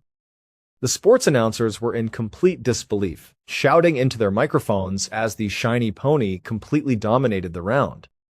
By the time the bell rang to end the second round, it was Brass Knuckles Brazil who was stumbling back to his corner, gasping for air and looking completely stunned. During the brief rest period, Justin stood in his corner, his chest heaving.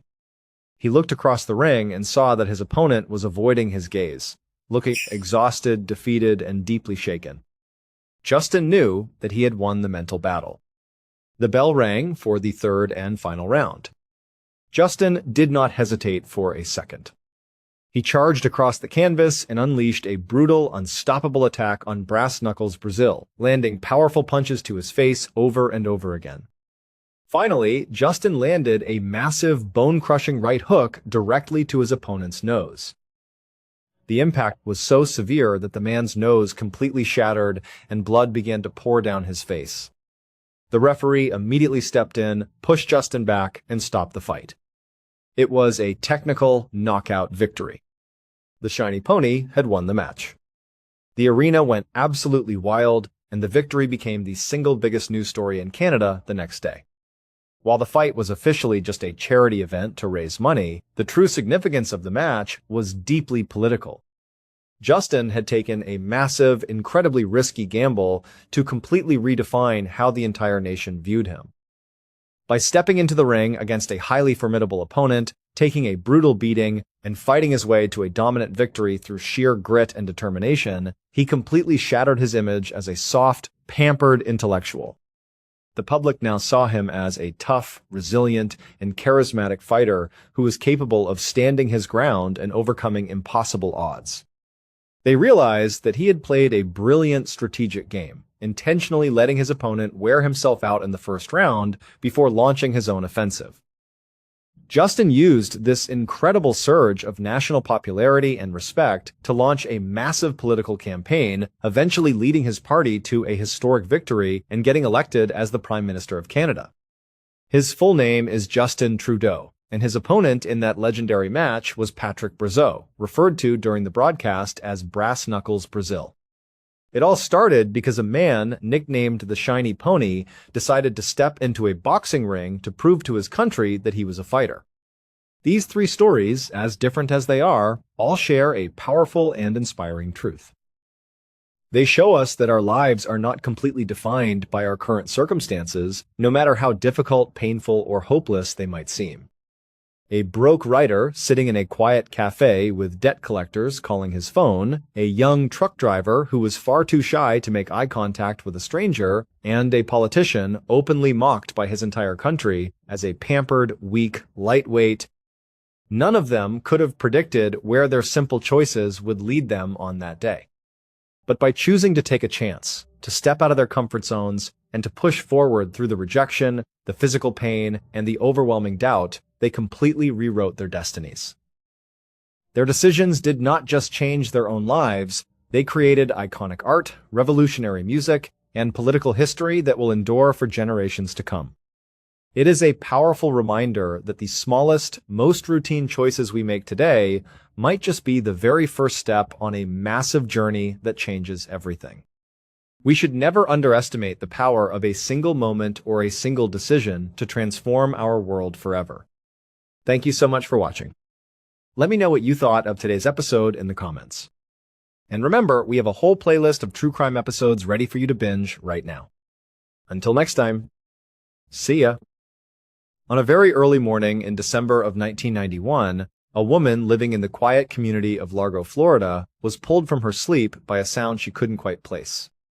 It was a loud, rhythmic pounding. As she sat up in her bed, her mind still clearing the fog of sleep, she realized the sound was coming from her front door. But it wasn't just pounding. Layered over it was a desperate sound, a woman screaming for help.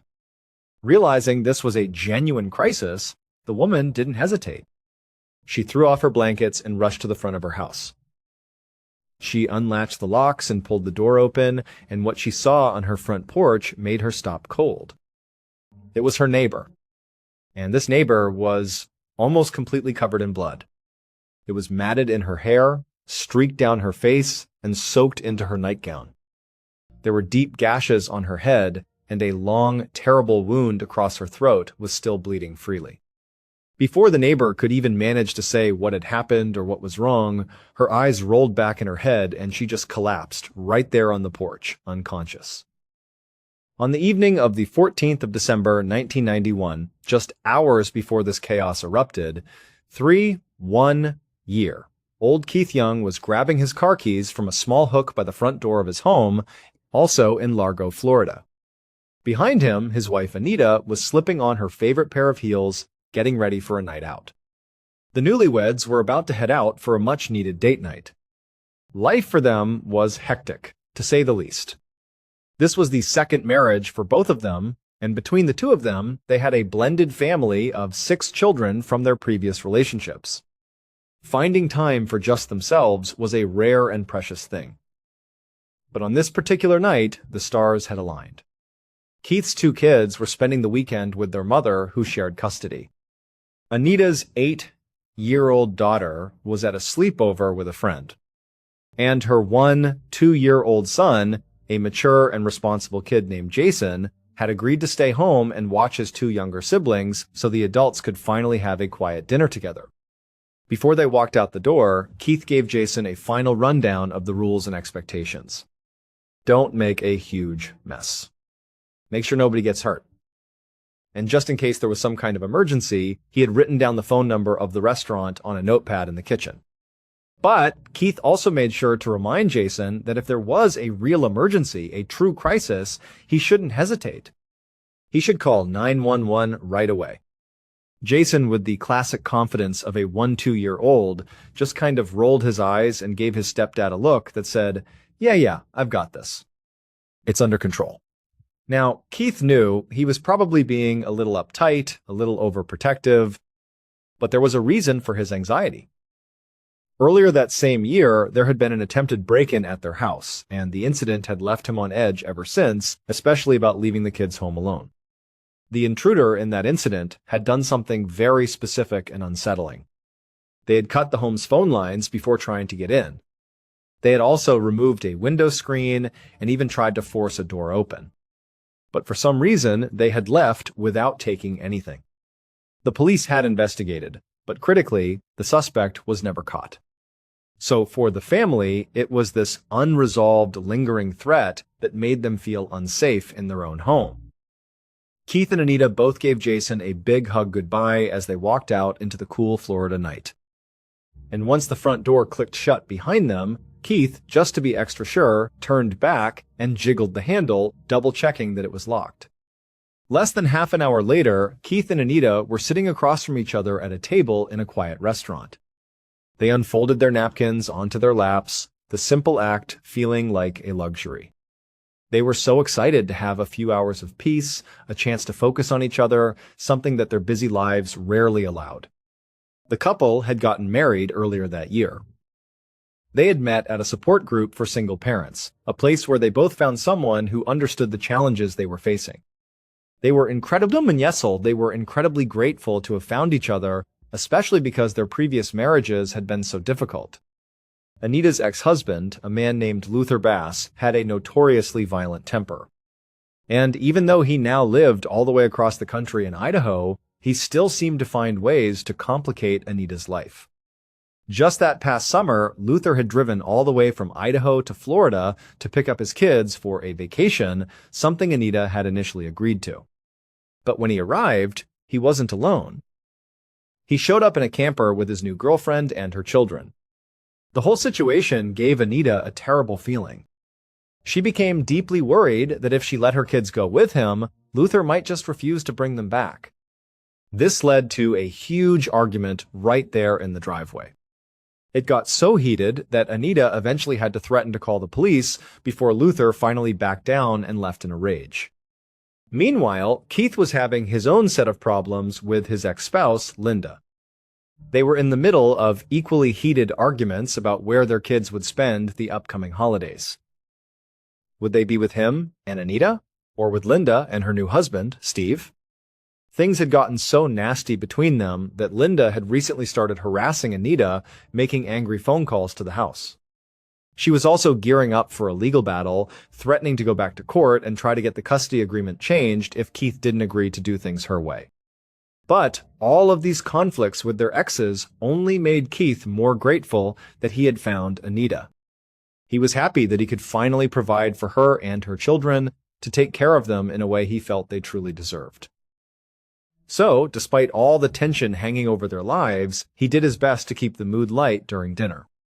They enjoyed their meal, talking and laughing, and for a couple of hours, they were able to forget about everything else. When the check finally came, Keith glanced down at his watch and was surprised to see how late it had gotten. He knew Jason was a responsible kid and could definitely handle getting his younger siblings into bed on his own, but that old worry about leaving the kids alone for too long was creeping back in. So, he paid the check right away, and he and Anita left the restaurant and started the drive home. A little while later, they pulled up outside of their brown single-story house. As they walked inside, Keith felt a wave of relief wash over him. The house was quiet. All the kids were calmly watching TV in the living room, and the family cat was curled up asleep on the couch right next to them. Keith announced that it was time for everyone to get ready for bed. As one 2-year-old, Jason got up from the couch, Keith pulled him in for a big hug and told him how proud he was of him for doing such a good job babysitting. Anita helped the younger kids brush their teeth. And afterwards, Keith went through the house, turning off the lights. He went down the hall and said goodnight to all 3 kids, who were climbing into their bunk beds in the room they shared. After that, he continued down the hallway to the main bedroom, where Anita was already waiting. He climbed into bed, kissed his wife goodnight, and then turned off the light. Several hours later, around 3:00 inches the morning, Anita's 2-year-old son Jason was jolted awake by a very loud noise. He sat bolt upright in his bed. He listened, trying to figure out what he had just heard. Then he could hear something else, a thumping sound coming from the room next to his. But before he could even begin to process what was happening, someone screamed. It was a terrifying, panicked sound. With his vision still blurry from sleep, Jason carefully slid off the top bunk. He crept over to his bedroom door and cracked it open just enough to see into the hallway. In the dim, shadowy light, he could make out the shapes of what looked like 2 men. They were moving around, struggling with each other, fighting. As his eyes slowly adjusted to the darkness, he realized with a jolt of terror that one of those men was his stepdad, Keith. He couldn't make out any details about the other man, except that he was very big and was wearing a black ski mask over his head. Jason was immediately paralyzed by fear. He knew instantly that this was another intruder, just like the one who had tried to break into their house that summer. For a split second, he held on to a desperate hope that maybe his stepdad would be able to fight the man off. But then, in a flash of movement, he saw something that made his stomach drop. There was blood sprayed all over the walls of the hallway. And then he saw the glint of a knife in the intruder's hand. At that exact same moment, Jason saw his mother, Anita, run out of the master bedroom. She was also covered in blood. She was holding a baseball bat, and she swung it with all her might at the intruder, hitting him hard in the back of the head. But the blow barely seemed to slow him down. And that's when Jason heard his stepdad's voice, strained and desperate, yelling for Anita to get the gun. Anita turned and ran into another room. Jason just stood there, frozen behind the door, watching through the crack in a state of shock as this huge intruder literally picked Keith up off his feet and threw him back into the master bedroom. The next thing Jason knew, his mother was back in the hallway.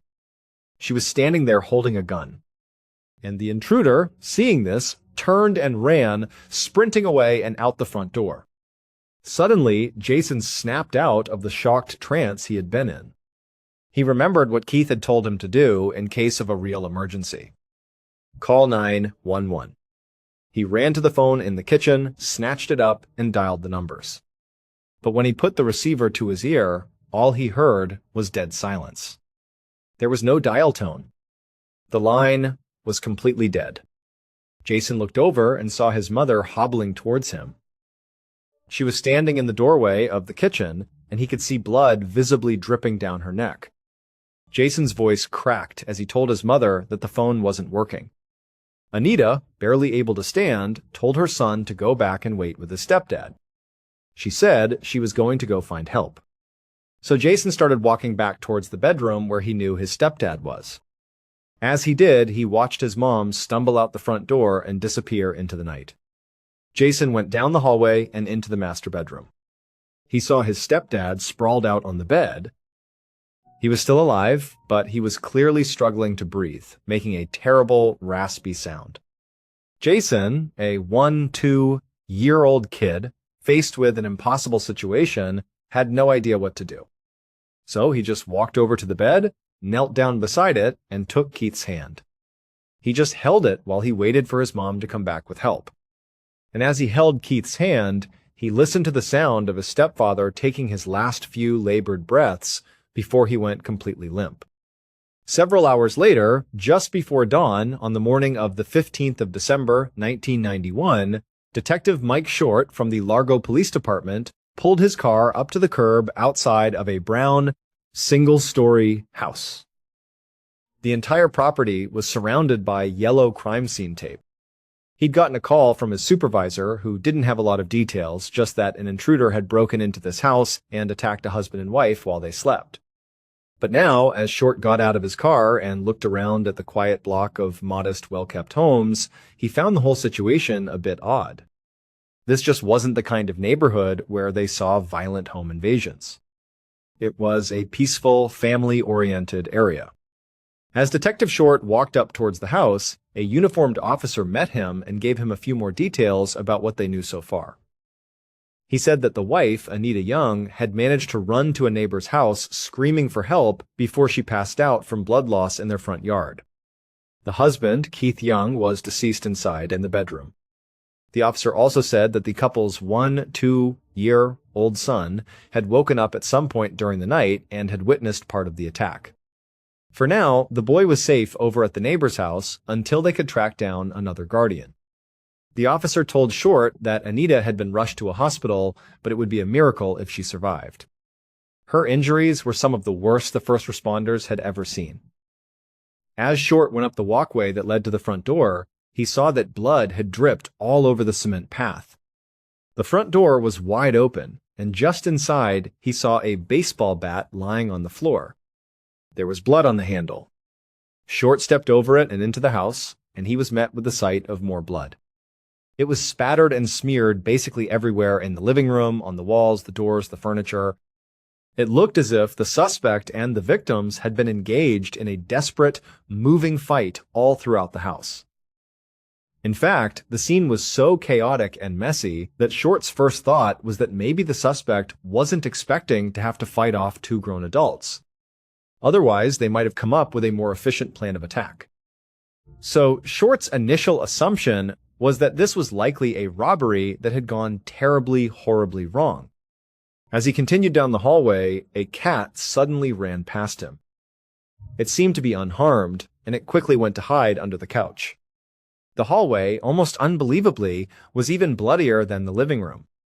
There were red smears all over the walls and the floors.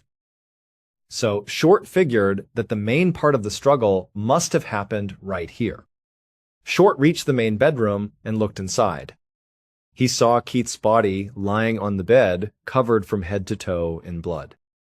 Keith's shirt was shredded, and Short could see that he had multiple stab wounds to his chest and also a very deep gash running down his side.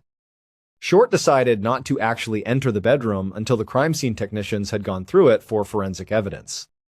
So instead, he just walked down the rest of the hallway and pushed open the door to another bedroom. He was surprised to see two small children, a boy and a girl, soundly asleep in their bunk beds. Somehow, these little kids had slept right through the entire violent attack. Short immediately went back outside and flagged down a uniformed officer. He told him to go in there, gently wake up those kids, and bring them somewhere safe. Once the officer went inside, Short pulled out his flashlight and began searching the yard for any more evidence.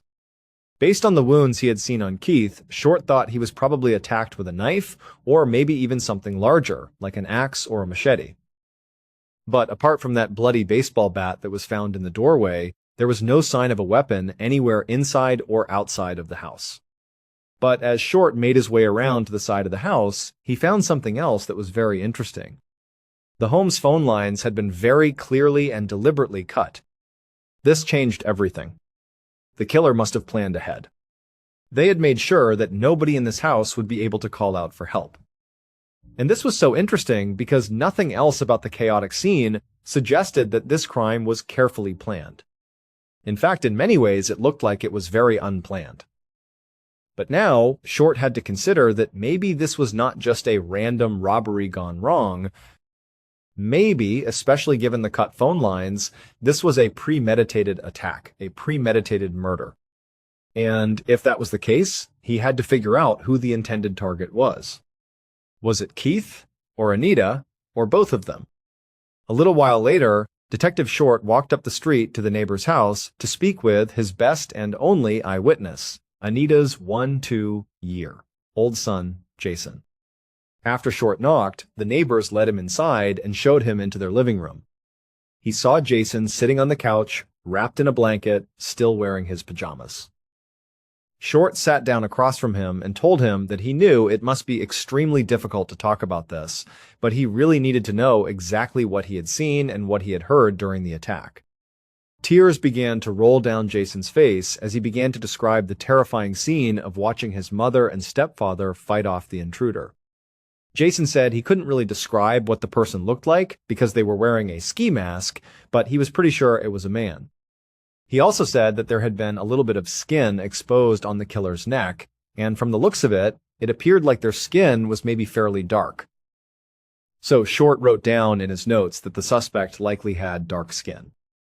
But because it was so dark in the hallway, and Jason clearly had not gotten a very good look at the killer, he knew the boy could be mistaken. So he just put it down as a possibility.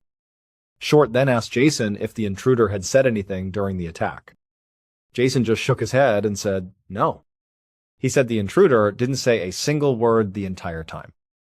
Short made a note of that too, because it made him wonder if maybe the killer was someone close to the family. Someone who knew that if they spoke, their voice might be recognized, even by a 1-2-year-old boy. Later that same morning, once the sun had fully come up, Short went back to Keith and Anita's house. He searched the outside of the property again, just in case he had missed anything in the dark. And while he was searching the front yard, another police cruiser pulled up to the curb. A female officer got out and walked over to Short. She asked if he was the lead investigator on the case. When he confirmed that he was, the officer told him that she had been waiting at the hospital all morning, and Anita had finally woken up enough to say a few words. She said Anita was only awake for a few minutes before she had to be rushed back into another surgery, but it was just long enough for her to answer a couple of questions. Anita had described waking up to see a man standing over her bed with an axe in one hand and a knife in the other. She said it was a man she had never seen before in her life. She didn't recognize anything about him. The officer said that right before Anita was taken off to surgery, there was one more thing she had mentioned. There had been an attempted break-in at their house earlier that year, and the intruder during that break-in had also cut their phone lines. Short instinctively turned and looked at the side of the house where those lines had been severed. He thought to himself, this is just too strange of a coincidence to be ignored. Later that day, back at the station, Short read through the reports on the interviews his team had conducted with Keith and Anita's other children and their neighbors. A team of 5 detectives had been assigned to the case, and they had made quick progress on collecting background information on the victims. Everybody in the neighborhood had described Keith and Anita as a very normal, happy couple. Keith was an air conditioning technician who had been working at the same company for a very long time, and Anita was mostly a stay-at-home mom who did some accounting work on the side. However, what also came out in these interviews was that both Keith and Anita had ex-spouses who could potentially have a motive to hurt them. Anita's ex-husband, Luther, lived thousands of miles away in Boise, Idaho. But Short knew that despite the long distance, it was not impossible that he might have traveled to Florida to commit this crime. So Short picked up the phone and called the Boise Police Department. He told them about the attack and asked them to track down Luther and question him immediately. As for Keith's ex-wife Linda, Short had learned that she actually lived right there in Largo. And Keith's two kids from their marriage were still at her house, completely unaware that their father was dead. And since Linda and her new husband Steve were now potential suspects, Short wanted to be the one to break the news to them. He wanted to see how they would all react. So he looked up Linda's address in the police database, then grabbed his keys and headed out the door. Less than an hour later, Short parked his car in Linda's driveway and walked up to her front door. He knocked, and a woman opened it. Short asked her if she was Linda, and she said yes. He then flashed his badge and said he'd like to come inside and speak with her. Linda seemed a bit confused by the visit from a detective, but she opened the door wider and let him in. Short walked into what seemed like a perfectly normal Sunday morning. The house smelled of eggs and bacon. The two kids were in the living room, watching cartoons with a man who Short figured must be Linda's new husband, Steve. Short asked Steve to leave the kids and come into the kitchen with him and Linda because he needed to speak to both of them. Once all three of them had sat down at the kitchen table, Short got straight to the point. He broke the news that Keith had been murdered. And then Short watched as Linda's face crumpled and she literally collapsed into Steve's arms, sobbing. Short gave them a minute to compose themselves, but then he cut right to the chase. He asked where Linda and Steve had been at about 3 a.m. that morning. Linda seemed shocked to realize that the detective was considering both her and her husband as suspects. But through her tears, she choked out that they had both been at home, in bed with the kids, sleeping. Steve just nodded in agreement. He said they had all been home together all night long. That was it. Nothing about their demeanor or their reactions seemed overtly suspicious to Short. But when he pressed Linda about what her relationship with her ex-husband was like, she admitted that it was very contentious. She told him that just a couple of days earlier, she had spoken to a lawyer about potentially changing their custody agreement. Short found the timing of this to be a little too convenient. And he wondered, maybe Linda or Steve had decided that they would just settle the custody battle once and for all by simply taking Keith out of the picture for good. He also found it very convenient that Linda and Keith's two children happened to not be at Keith's house when the attack happened. It was only Anita's kids who were there at the time.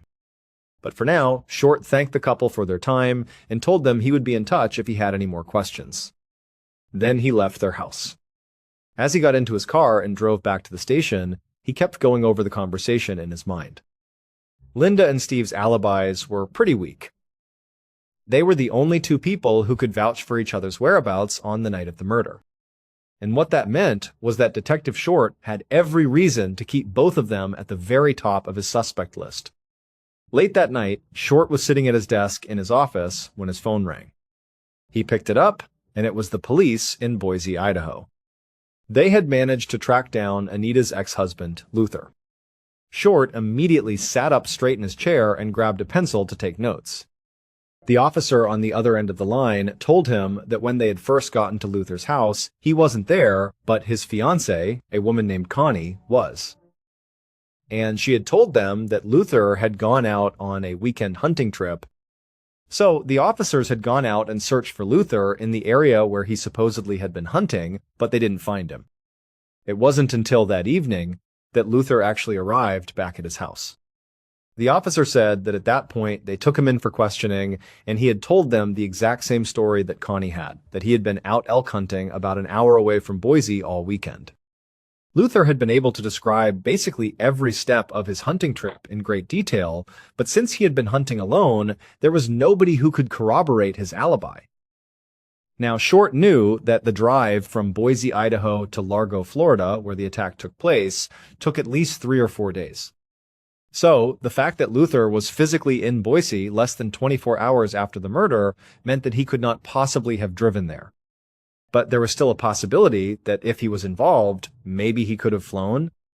Short knew it would be difficult, but not impossible, for Luther to catch a plane to Florida and back during the time that he was supposedly out hunting in the wilderness. So he told the Boise officer to look into whether Luther had recently purchased an airline ticket and to also take saliva, blood, and hair samples from Luther for forensic analysis. After Short hung up the phone, he just sat back in his chair and thought for a second. It was less than 24 hours into this investigation, and he already had 3 prime suspects in his crosshairs: Keith's ex-wife Linda, Linda's new husband Steve, and also Anita's ex-husband Luther. And to some degree, Luther's fiancée Connie could have been involved, but based on the logistics and the fact that she was at the house when police arrived, it seemed unlikely. But there was one big problem. Based on the eyewitness testimony from both Anita and her son Jason, the suspect they were looking for was a dark-skinned man who Anita had never met before. And that description did not apply to any of their current suspects. Short knew that the suspect description might not be reliable. After all, it had been dark in the house, so Jason could have been wrong about the killer's skin color. And Anita was barely conscious during her brief interview, so her recollections might not be accurate at all. But if it was accurate, it could mean any number of things for his investigation. It could mean it was a random robbery after all, just some random person who broke into the house and did this horrible thing. It could also mean that one of his current suspects had maybe hired somebody to commit the crime. Or it could mean that all of Short's theories about the case were just completely wrong and he had no idea what had actually happened. Short rubbed his eyes and looked at the clock. He realized it was almost midnight. He decided it was time to go home and get some sleep. Maybe, he hoped, by morning, a new piece of evidence might turn up that would help point him in the right direction. Around 7 a.m. the next morning, about 28 hours after Keith's murder, Short pulled into the parking lot of Pinehurst Golf Course, which was located less than a mile away from Keith and Anita's house. And at this moment, Short was feeling really optimistic about the case because a groundskeeper at this very golf course had called the police that morning and said they had found a ski mask and a glove lying in the grass. So now, Short got out of his car and he went into the clubhouse. The groundskeeper was there waiting for him, and he said he had left the ski mask and the glove right outside exactly where he had found them. Short followed the groundskeeper out onto the course. As they walked, Short made a mental note of all the ponds scattered around the greens and also the large lake at the park right across the street. He wondered if maybe the killer might have tossed their weapon or weapons into one of these bodies of water. A minute later, the groundskeeper stopped walking and pointed down at the ground. There, lying in the grass, was a black ski mask and a dark-colored cotton glove exactly as promised. Short put on a pair of latex gloves and he knelt down. He carefully lifted up the mask. And as he did, he could feel that it was crusted with something reddish-brown, very likely dried blood. As soon as Short got back to the station, he sent the mask and the glove off to the crime lab for testing, hoping that they might find a trace of the killer's DNA. Then, Short spoke to his supervisor about sending a team of police divers out to search the water at the golf course and also at the park, just in case the murder weapons had been disposed of there. It seemed like a long shot that they would actually find something, but it was the best lead they had so far, and finding the weapon or weapons could really help them narrow down their suspect list. By the time Short got back to his desk, he saw that his answering machine was blinking. There was a new message. He hit play, and the message was from a man who said he had information on the Keith Young case. Short called him back right away. When the man answered, he said he was a college student who lived just a block away from Keith and Anita's house. And he said on the night of the murder, he and his friends had been hanging out in his driveway when they had seen a man jogging east down Coronet Avenue. Short immediately turned and looked at the map on his wall, and he got really excited because he saw that Coronet Avenue was the exact path the killer would have had to take to get from Keith and Anita's house to that golf course where the mask was found. Short asked the young man to describe this jogger. The college student said that it appeared to be a white man with short, dark hair. Short asked him if he was pretty sure about that, and the student said, yeah. In fact, the jogger had passed directly under a streetlight at one point, so they had all gotten a pretty good look at him. This was a huge development. Since 1-2-year-old Jason had said the killer had dark skin, it was very possible now that maybe Jason was wrong. But it was also possible that there were 2 men involved in the attack. Maybe one had dark skin and one had light skin. The following week, Short opened up a folder that had just been sent over from the police in Northport, Florida, a town about 85 miles away. On December 19th, just 4 days after Keith Young was murdered, a man and 3 kids in Northport had been shot to death in the middle of the night inside their home. The suspects in that attack were 2 men wearing ski masks, and they had also cut the house's phone lines. The similarities between these 2 killings were easy to see.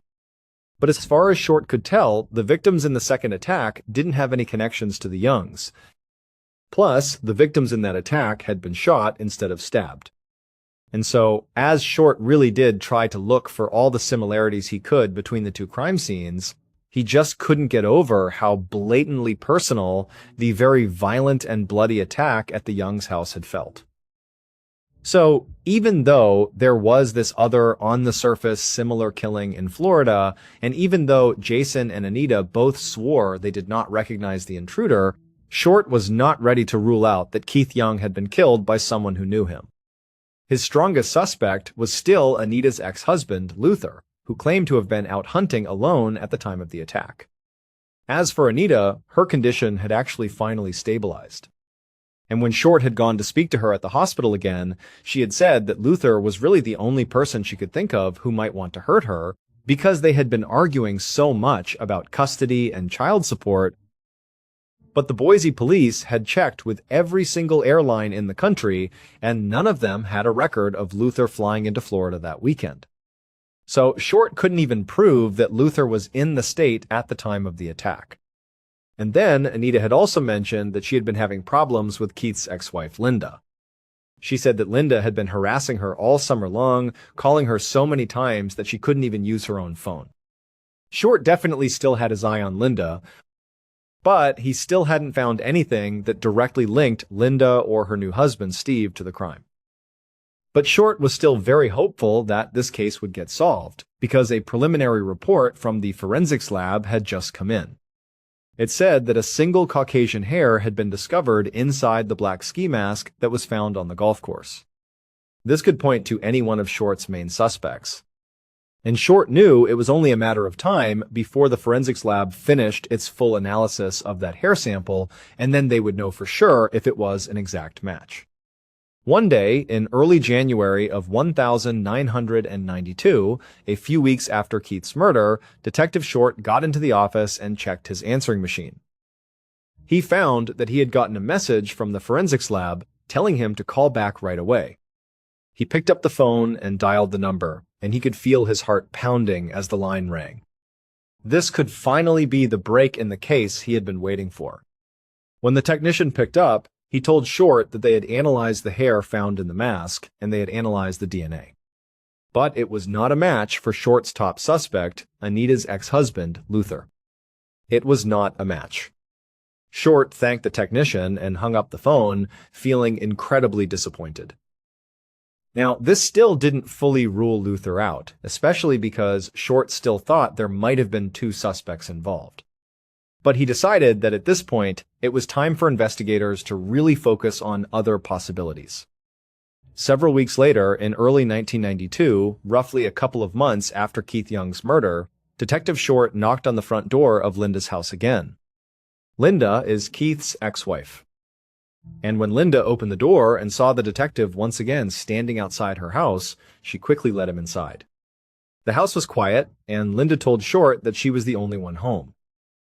They sat down in the living room, and they ran through all the subjects that Short had grilled her on the first time around: her alibi, her custody disputes, her tense relationship with Keith. And none of her answers changed, and she really didn't say anything that could be viewed as incriminating.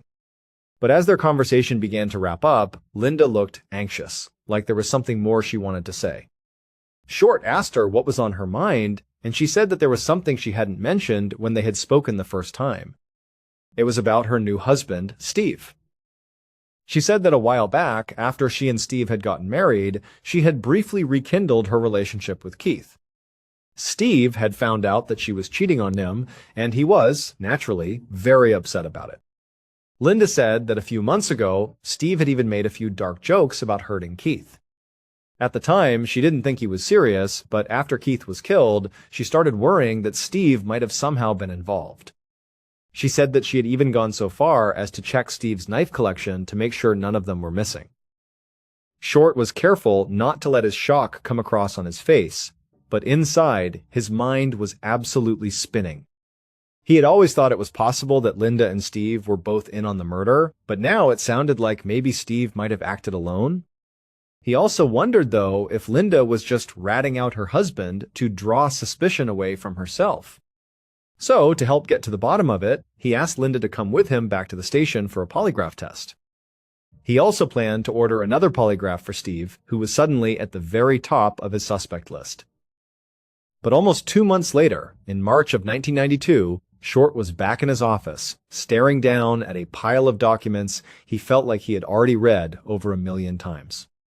And the evidence still didn't point him toward anybody in particular. Linda and Steve had both taken their polygraph tests, but the results did not indicate they were guilty. And there was still no hard evidence that tied either of them to the crime. Also, after searching all the ponds and the lake in the area, police still had not found a murder weapon. And they had still not been able to match that single strand of hair from the presumed killer's ski mask to any of the suspects on their radar. Short still had really 3 main suspects who could have been responsible for the murder. There was Keith's ex-wife Linda, who had been fighting with him about custody. Her alibi was weak and was only supported by her new husband, Steve, who she herself had become suspicious of. And so Steve was also one of his primary suspects, because he had this terrible history with Keith and had even openly joked about hurting him. And then there was Luther, Anita's hot-headed ex-husband who lived on the other side of the country. Now, it would have been possible for him to fly from Idaho to Florida and commit this crime, but there was no proof that he did. And of course, there was still the possibility that this was just a random attack or a robbery gone wrong, and investigators still couldn't even be sure if they were looking for 1 or 2 or more suspects. They had no idea. So Short had plenty of theories, but still no evidence to back any of them up.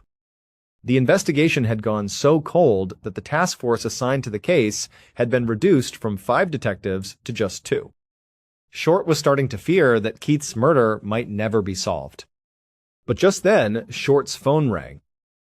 And when he picked up the receiver, a voice on the other end said that they knew something about that previous break-in attempt at Keith and Anita's house, the one that happened a few months before Keith's murder. And as Detective Short listened to what this caller had to say, he suddenly knew exactly who had broken into that house and killed Keith and tried to kill Anita.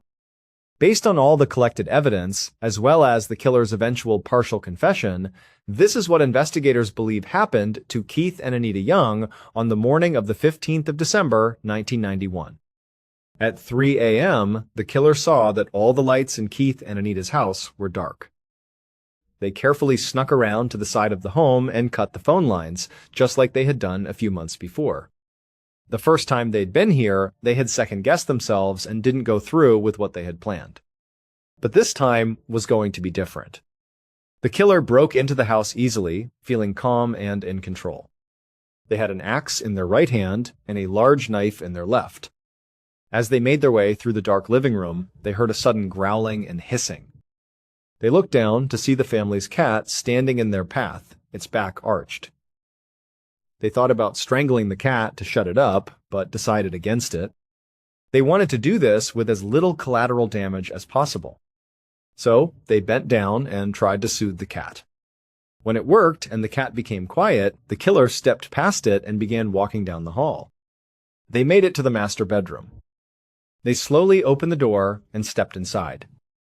Anita and Keith were fast asleep in their bed. The killer quietly walked over to the side of the bed that Anita was on. They stood there, looking down at her, getting ready to do what they felt they had to do. But as the killer was looking down at Anita, she stirred in her sleep and her eyes fluttered open.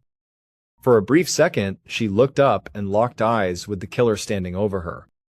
Then, chaos erupted. They struggled and shoved each other, and their fights spilled out of the bedroom and into the main part of the house.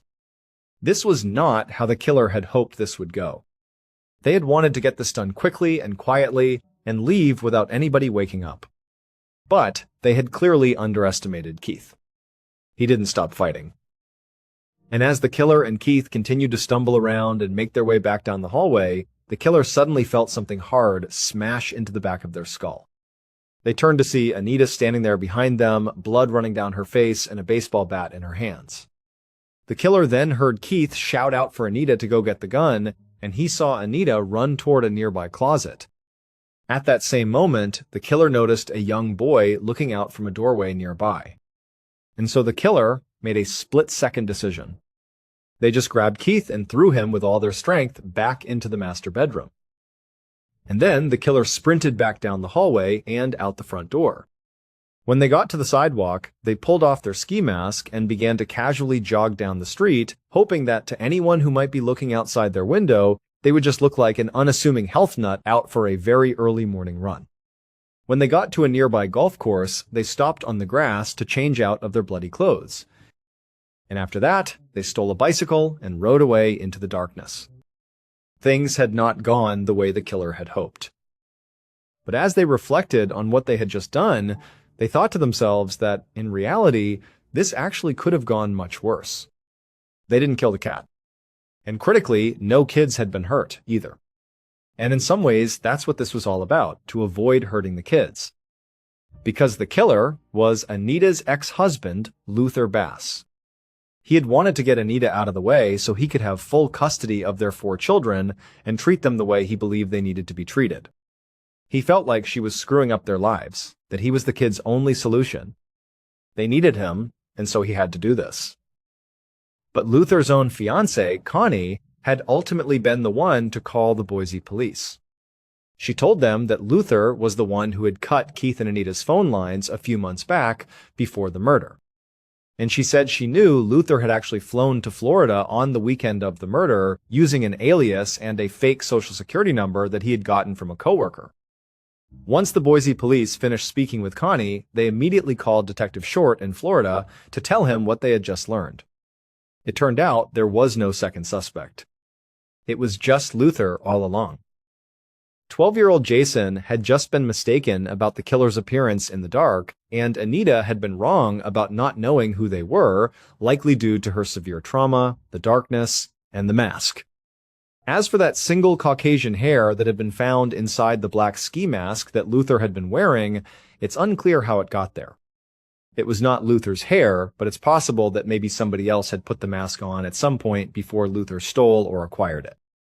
Luther Bass was arrested in Boise, Idaho on the 6th of March 1992, and he confessed to the crime on the very same day. A year later, he was convicted of first-degree murder, attempted first-degree murder, and burglary with an assault. He was sentenced to life, plus 30 years in prison. As for Anita, she would go on to make a recovery from her horrific injuries. Thank you so much for watching. Let me know what you thought of today's episode in the comments. And remember, we have a whole playlist of true crime episodes ready for you to binge right now. Until next time, see ya. Many scary movies are set in the woods for a good reason. Consider it. The woods are naturally scary at night. More specifically, most of those films take place in a cabin in the woods at night. Being in the deep woods at night as humans ticks many fear boxes. The isolation factor comes first. We're scared because you're far from society and help.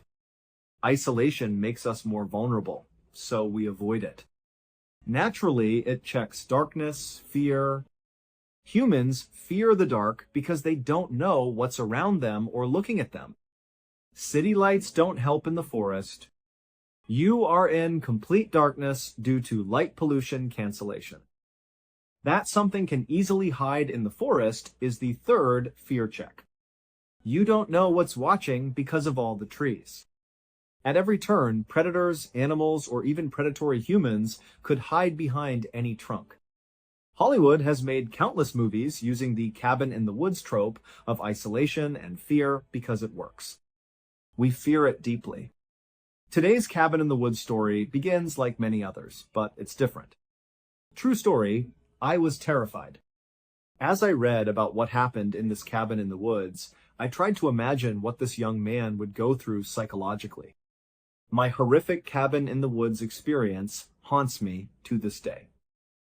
I could relate to this guy because I've been there, and the details of this story are terrifying. Try to imagine his situation as you listen to today's story. Consider your response to this situation. A 17-year-old boy was devastated when his father died suddenly in 2010. The whole family was shaken by this loss. They were grieving a husband and father, but also because their daily lives revolved around each other. This close family did almost everything together. They spent weekends and vacations together and had a strong bond that kept them together through every challenge. A special bond existed between the boy and his father. They were best friends, not just father and son. His father loved the outdoors and spent years teaching him to fish, hunt, and navigate the wilderness. They had spent hours together discussing life and planning for the future. Father had big dreams for his son, who looked up to him above all else. My dad never missed a game, always offered advice, and made his family feel safe no matter what was going on. Tearful faces, handshakes, and whispers of sympathy filled the funeral. People kept telling the boy that his father was in a better place and that he needed to support his mother and younger siblings. Strength was harder to achieve. The boy stopped going to school sports practices, and his grades started to drop because he could not focus on anything other than his massive void.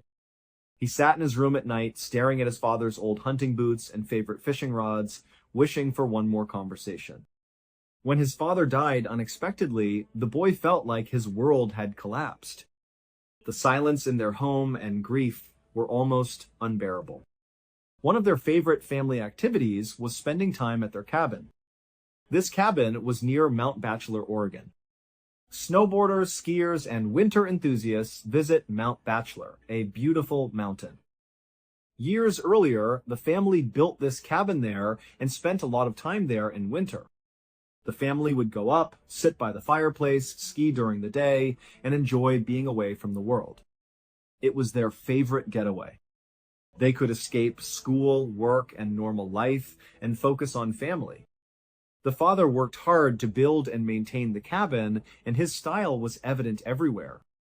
He had hand-carved wooden shelves, photos of their fishing trips on the walls, and a cozy, warm atmosphere he worked hard to create.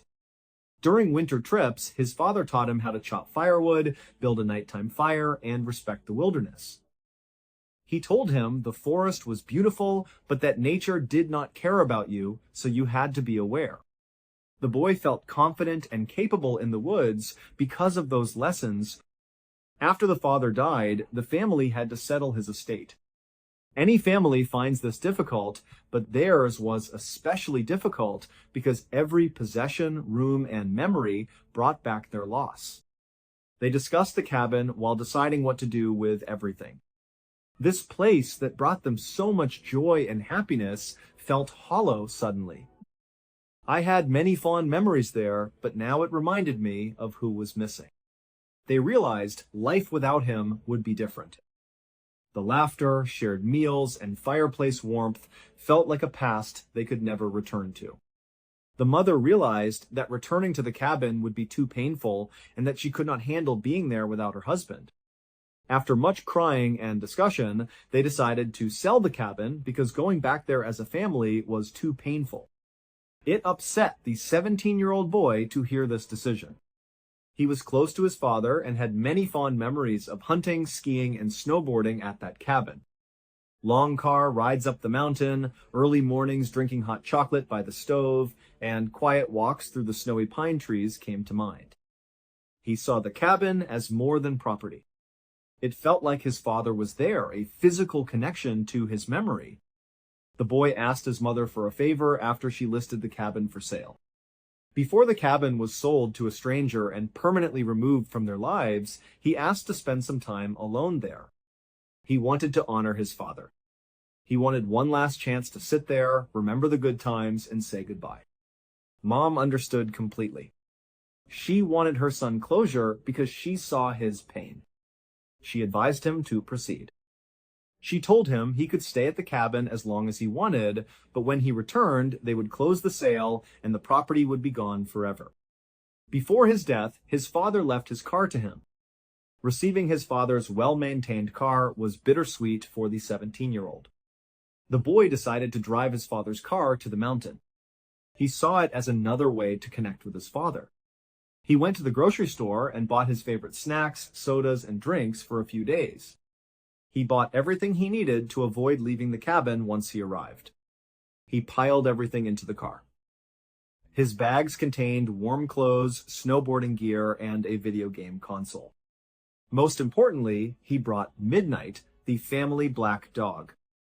The boy thought having Midnight, a loyal, friendly dog who was close to his father, would make the quiet cabin feel less lonely. The plan was simple. They would relax at this remote Oregon cabin after he drove there with Midnight. He wanted to enjoy the space one last time and make one last good memory before the property was sold and they moved on. He was determined to have a good trip so he wouldn't remember the cabin negatively.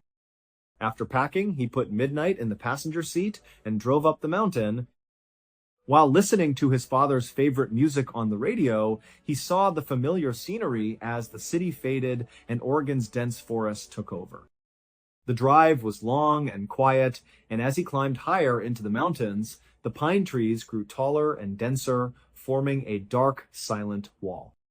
He felt comforted and sad by his father's car's old leather seats and engine hum, which reminded him of their past trips. He parked the car in the small gravel driveway to the cabin and inhaled. Mount Bachelor's wilderness was wild and unforgiving despite its rugged beauty. The mountain was covered in dense Douglas fir, hemlock, and pine forests. Black bears, cougars, and elk roamed these forests. The boy drove up the mountain road, keeping an eye on the thick tree line because he knew a wild animal could appear from the brush at any time. The roadside snow was high, and as he drove up, he felt like he was entering a different world, far from modern safety. His father's car's old engine roared as it climbed steep, icy hills, and the heater struggled to keep the cabin warm in the cold mountain air. He felt vulnerable, but also excited, believing that the mountain's cold and silence would help him regain his strength. To understand what happens next, we must discuss the cabin's layout. It was a two-story mountainside building. The back half of the cabin had no windows except for one tiny narrow one because it was built against the steep mountain slope. Back of the house's first floor bathroom had this tiny window.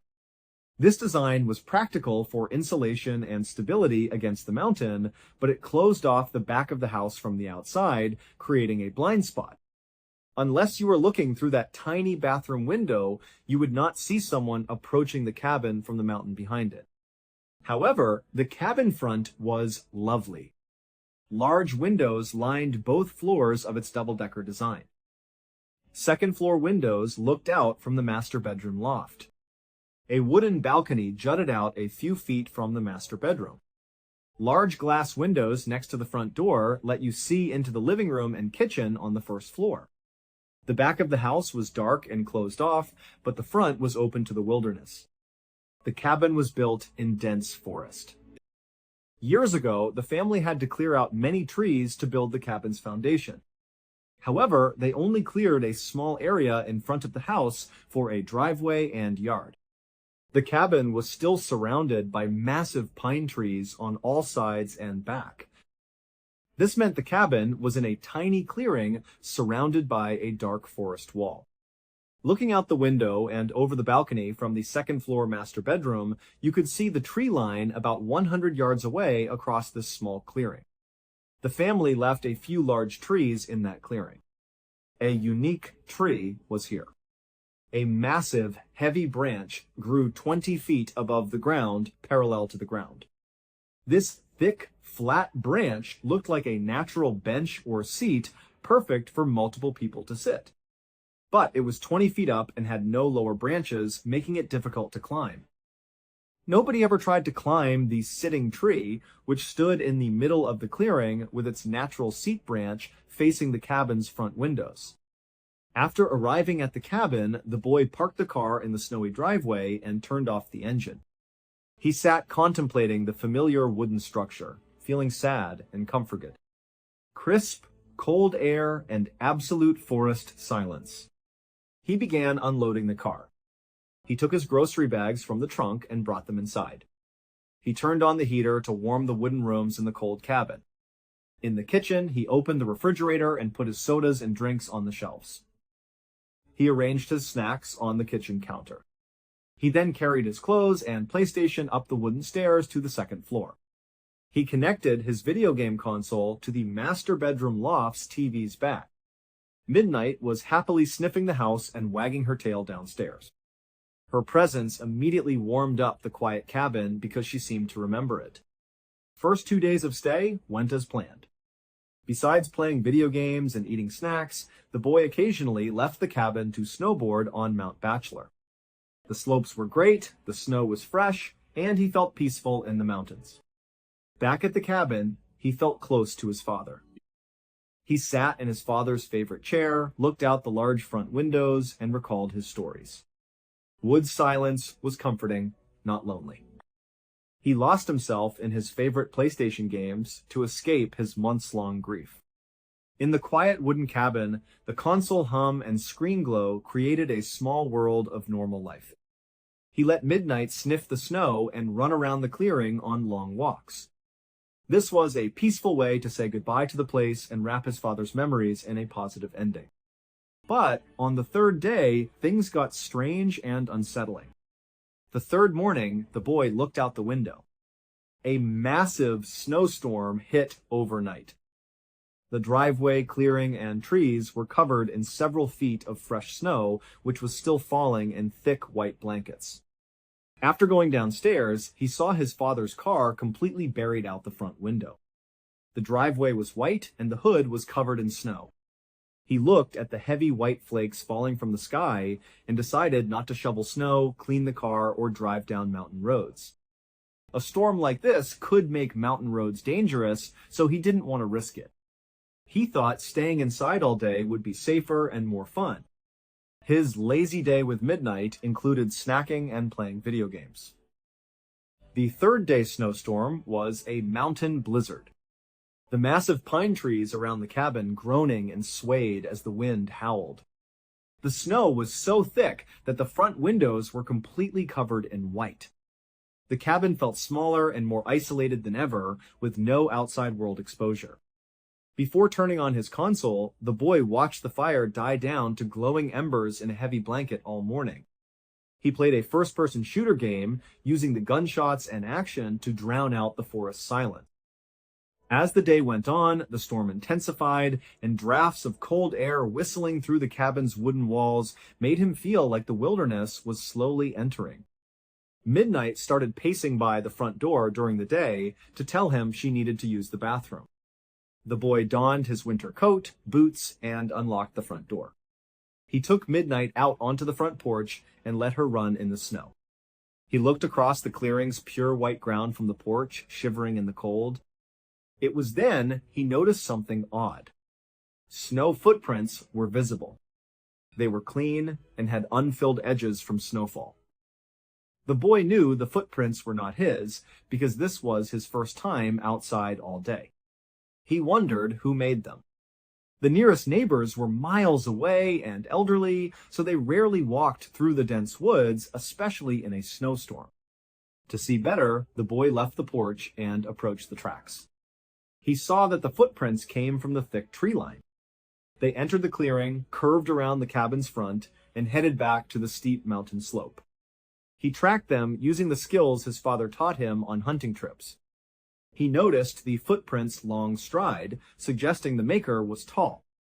The snow impressions were deep and heavy, but the steps were spaced out carefully, as if the person had been moving quickly but carefully. He watched the tracks circle the cabin, noticing how close they were to the windows. The person approached the living room window glass, stood for a moment, and then headed back. The boy felt a subtle chill unrelated to the cold air. He followed the footprints up the steep slope behind the cabin, watching them disappear into the mountain's thick pine trees.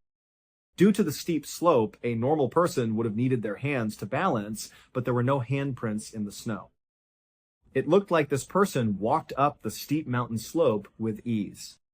He tried to convince himself it was a local hunter or hiker who got lost in the storm. Bringing Midnight inside, he locked the door and forgot about the footprints.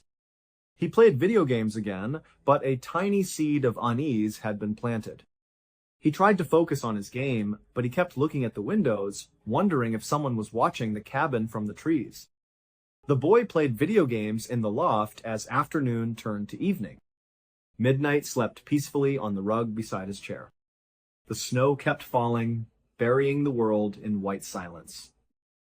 By 5, the forest was dark as the light faded early. The boy went downstairs to cook. After eating a simple meal at the counter, he decided to close the house for the night. He circled the first floor, drawing heavy blackout curtains over the large front windows. He closed all the blinds, double-checked that all first-floor windows were locked, and then went to the heavy front door. The deadbolt clicked as he turned it. After checking the cabin's security, he returned to the loft master bedroom. Midnight followed him into the large bed and settled near the head of the bed next to his pillow. After turning off the bedside lamp, the boy closed his eyes. He felt Midnight tense up after only a few minutes of lying in the dark. Though silent, the dog stood up and stood still on the mattress. This boy opened his eyes and looked at her. In the faint light from the second-floor window, he saw Midnight's ears perk up and her eyes focused on the wooden stairs to the first floor. It was like she heard something downstairs. The boy did not panic because Midnight was usually a calm dog, but she could be jumpy in new places. He petted her back to calm her and get her to lie down. Midnight ignored him. She jumped off the bed and ran down the stairs into the first-floor darkness. The boy sat up in bed, his heart racing some. He remained still, listening intently. Though the cabin was locked, he suddenly remembered the fresh footprints in the snow from earlier that day. He heard Midnight pacing downstairs on the hardwood floor. He heard her claws rapidly clicking against the wood from the front door to the windows and back. She made that sound when she was desperate to go outside. The boy lay there, growing uneasy. He didn't want to go downstairs in the dark, but he couldn't lie there while his dog ran around. He breathed deeply, got out of bed, and descended the stairs. After descending the stairs, he saw Midnight by the front door. She stared at the door crack with stiff body and forward-pointing ears. She whined silently, pleading for release. She probably needed to use the bathroom after drinking all that water, the boy thought. The deadbolt was unlocked and the door opened by his hand. Cold night air rushed into the warm cabin. Standing on the threshold, he expected Midnight to go out in the snow and do her business. But she didn't. Midnight slowly stepped onto the porch, head bowed. She stalked forward, her eyes fixed on the clearing's darkness. She stopped at the porch edge and stared at the sitting tree in the center of the clearing.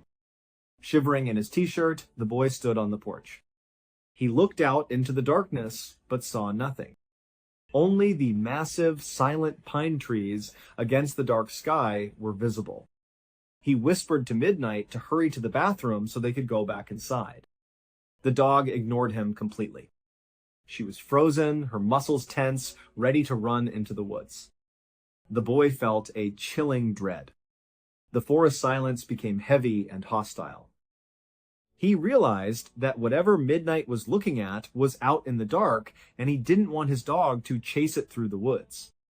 He approached, grabbed Midnight by the collar, and pulled her toward the cabin. He pulled her in, locked the deadbolt, and closed the heavy wooden door. He looked through the door's small glass window one last time, but saw nothing but darkness. He quickly swept the first floor, checking every lock again to ensure security. He took Midnight and went upstairs. Midnight refused to return upstairs. The boy had to pull her up the stairs. The dog refused to get on the bed when they returned to the master bedroom. Instead, she stood at the loft edge, staring down the staircase, ears perked. She occasionally looked at the boy as if asking him why they were staying inside, then looked down the stairs. The boy retreated under the covers to calm his racing thoughts. He kept telling himself it was a deer or coyote that had wandered into the clearing. He closed his eyes and tried to sleep. About 30 minutes passed silently. Just as the boy was falling asleep, a loud sound broke the silence. He heard a heavy, rhythmic thud above him. He froze, eyes wide. Sound came from the roof. The sound was loud and clear because the roof was directly above the master bedroom ceiling without an attic. He heard heavy footsteps on the wooden shingles. The sound was hollow, like animal hooves, according to the boy. About 6 steps were counted.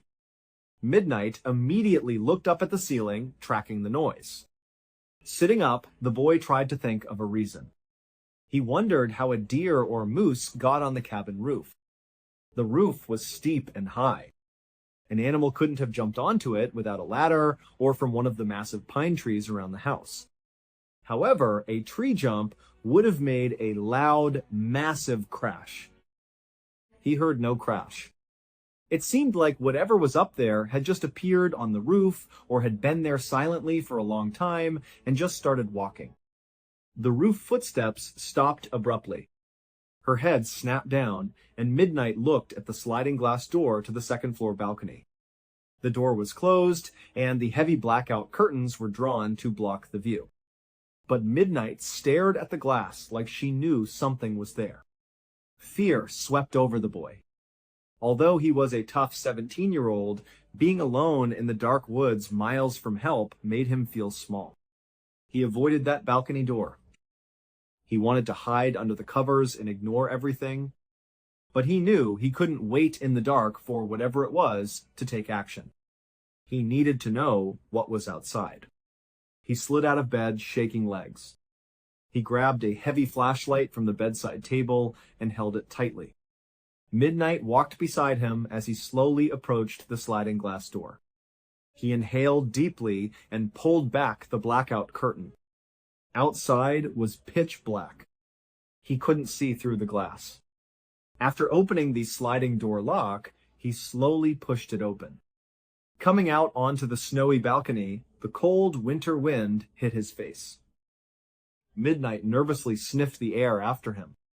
His first thought was to look up. He pointed his flashlight at the roof above the balcony, expecting to see a deer, raccoon, or other animal trapped there. However, the roof was empty. He swept the light across the snowy shingles, but saw no animals or footprints from where he stood. He felt a little better. He wondered if the sound was snow sliding off the roof or his imagination. He then heard Midnight growling softly. She looked out into the dark clearing toward the sitting tree from the balcony edge, head pointing downward. The boy knew to check the yard. He raised his flashlight and swept it across the snow. He slowly moved the light from the house edge across the snow to the dense tree line. Light from the powerful beam illuminated the white ground through falling snow. He moved the light through the dark forest until it hit the sitting tree. A boy turned off the flashlight. He sat on the thick, parallel branch 20 feet above the ground. The boy froze, heart-stopping. His flashlight was focused on the tree figure. He was extremely tall and thin. His long arms gripped another branch above him as he crouched on the branch. Despite wearing dark, simple clothes, his face was exposed. He stared at the balcony boy with an unnaturally open mouth. He didn't blink. He stood still like a statue, holding onto the branches and staring at the 17-year-old with terrifying intensity. The sitting tree was less than 50 yards from the balcony, and the boy's flashlight highlighted every detail of the man's face. The boy's brain took a few seconds to process what he saw. A human, or something that looked like a human, was perched in a tree in a snowstorm, staring at him with a wide mouth. He felt the sight's terror physically. He panicked. His violent shaking caused him to drop the heavy flashlight. It clattered on the balcony's wooden floor. The noise made Midnight bark fiercely. The boy stood on the balcony in pitch-black darkness. Knowing the figure in the tree could see him, but not him, made him feel vulnerable. He desperately searched the balcony's snowy floor for the flashlight. Finally, his hand touched the cold metal. He grabbed it, turned it on, and instantly pointed the light at the sitting tree branch. Empty branch. The tall man left. The boy quickly swept the light down to the snowy ground beneath the tree, expecting to see someone running or hiding in the brush. There was nothing. The clearing was quiet, and the snow fell as usual. The boy acted immediately. He pushed Midnight back into the master bedroom by her collar and ran after her. He closed the sliding glass door, locked it, and closed the heavy blackout curtains to block the dark outside. He ran around the bedroom, turning off every light to make sure the cabin was dark so no one could see inside. After crawling back onto the bed, he pulled the blankets to his chest. Midnight crept up beside him, pressing against his side. She no longer growled or wanted outside. She shook, sensing the boy's terror. The boy lay in the pitch-black room, staring at the ceiling and losing control. He kept wondering if what he saw was real. How could a man sit on a 20-foot branch in a tree without lower branches? He got up there, quickly and quietly. How? Why was he crouched with his mouth open, staring at the cabin? The man's unblinking eyes and gaping mouth were etched in his mind. He recalled the roof footsteps he heard moments earlier. Was that the same man? If this person could climb a 20-foot tree effortlessly, he could climb the cabin roof. The boy checked his phone. Middle of the night. With a heavy heart, he realized he had several hours before sunrise. He was alone in miles of deep forest with no neighbors or way to get help. Someone or something stalked him from the darkness in the cabin. Room silence became agonizing. The boy tried to listen through his heavy breathing and heartbeat. After what seemed like an eternity, a sound broke the silence. The tapping was rhythmic and soft. Sound came from downstairs. The sound was like a fingernail gently tapping glass. Tap, tap, tap. Freezing, the boy held his breath. He and Midnight turned toward the stairs, listening to the first-floor noise. Although the boy knew all the downstairs doors and windows were locked, the tapping was very deliberate. A tree branch scraping the house or wind blowing against the wood were not the sounds. A steady, rhythmic tap on the front door glass. Panic hit the boy. He knew he wouldn't check downstairs. He lay still, praying that anyone outside would think the cabin was empty and leave. Front door tapping stopped after a few minutes. Long hours of tapping destroyed the boy's sense of time. Every second felt like an eternity, and the bedroom darkness seemed to close in on him. Under the heavy blankets, sweat dripped from his forehead despite the cold draft. He strains to hear the rhythmic tap, tap, tap that seemed to echo throughout the cabin. He counted the taps to find a pattern, but the sound was random. It started on one window, paused for a few minutes, and then started on another wall. It was deliberate, slow torture. He knew that running to his father's car in the pitch blackness would require running through deep snow, and the car was likely buried too deep to start or drive away. He was totally dependent on the outside world. He felt a primal fear that paralyzes you by locking up your muscles and keeping your breath in your throat. The boy breathed quietly, hoping the nightmare was over. He heard slow, heavy footsteps in the snow outside the cabin, walking along the side. A moment later, tapping resumed. It was on the cabin side wall this time. A solid tapping against the house's heavy wooden logs made it louder. The sound slowly moved along the wall, tapping, tapping, as if someone outside was walking around the perimeter, dragging their hand or finger along the wood. The boy watched the bedroom wall, knowing that only a few inches of wood and insulation separated him from the outside world. The tapping reached the cabin's back. The boy's heart stopped. He heard a clear, sharp tap on the tiny bathroom window. The first-floor bathroom window behind his bed was narrow and small. The back of the cabin was built into the mountainside, elevating the ground outside to almost level with the second floor. The tapping was now a few feet from the bedridden boy. Tap, tap, tap. The thin glass and close sound made the boy feel like the person was in the room with him. His body shook under the blankets as he closed his eyes. The bathroom window tapping stopped, but the snow footsteps did not. The boy heard snow crunch as the person crossed the cabin. New rhythmic tapping began on the opposite wall, slowly moving from the back to the front of the house. It was a slow, methodical cabin exterior search. The person tapped every wall, window, and entry point one by one. After tapping the large windows next to the kitchen, the cabin's front door was tapped again. The kid felt hunted. He realized this wasn't a random passerby.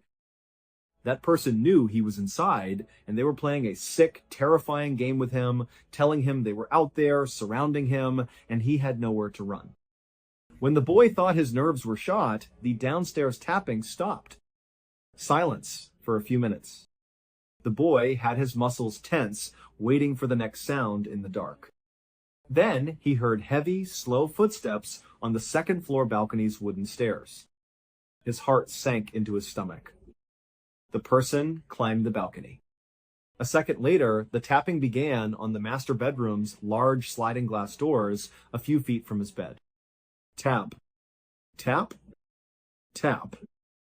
The boy looked at the heavy blackout curtains, knowing that the tall man was on his belly looking at the dark room behind that thin layer of fabric and glass. Slowly tapping, the glass continued.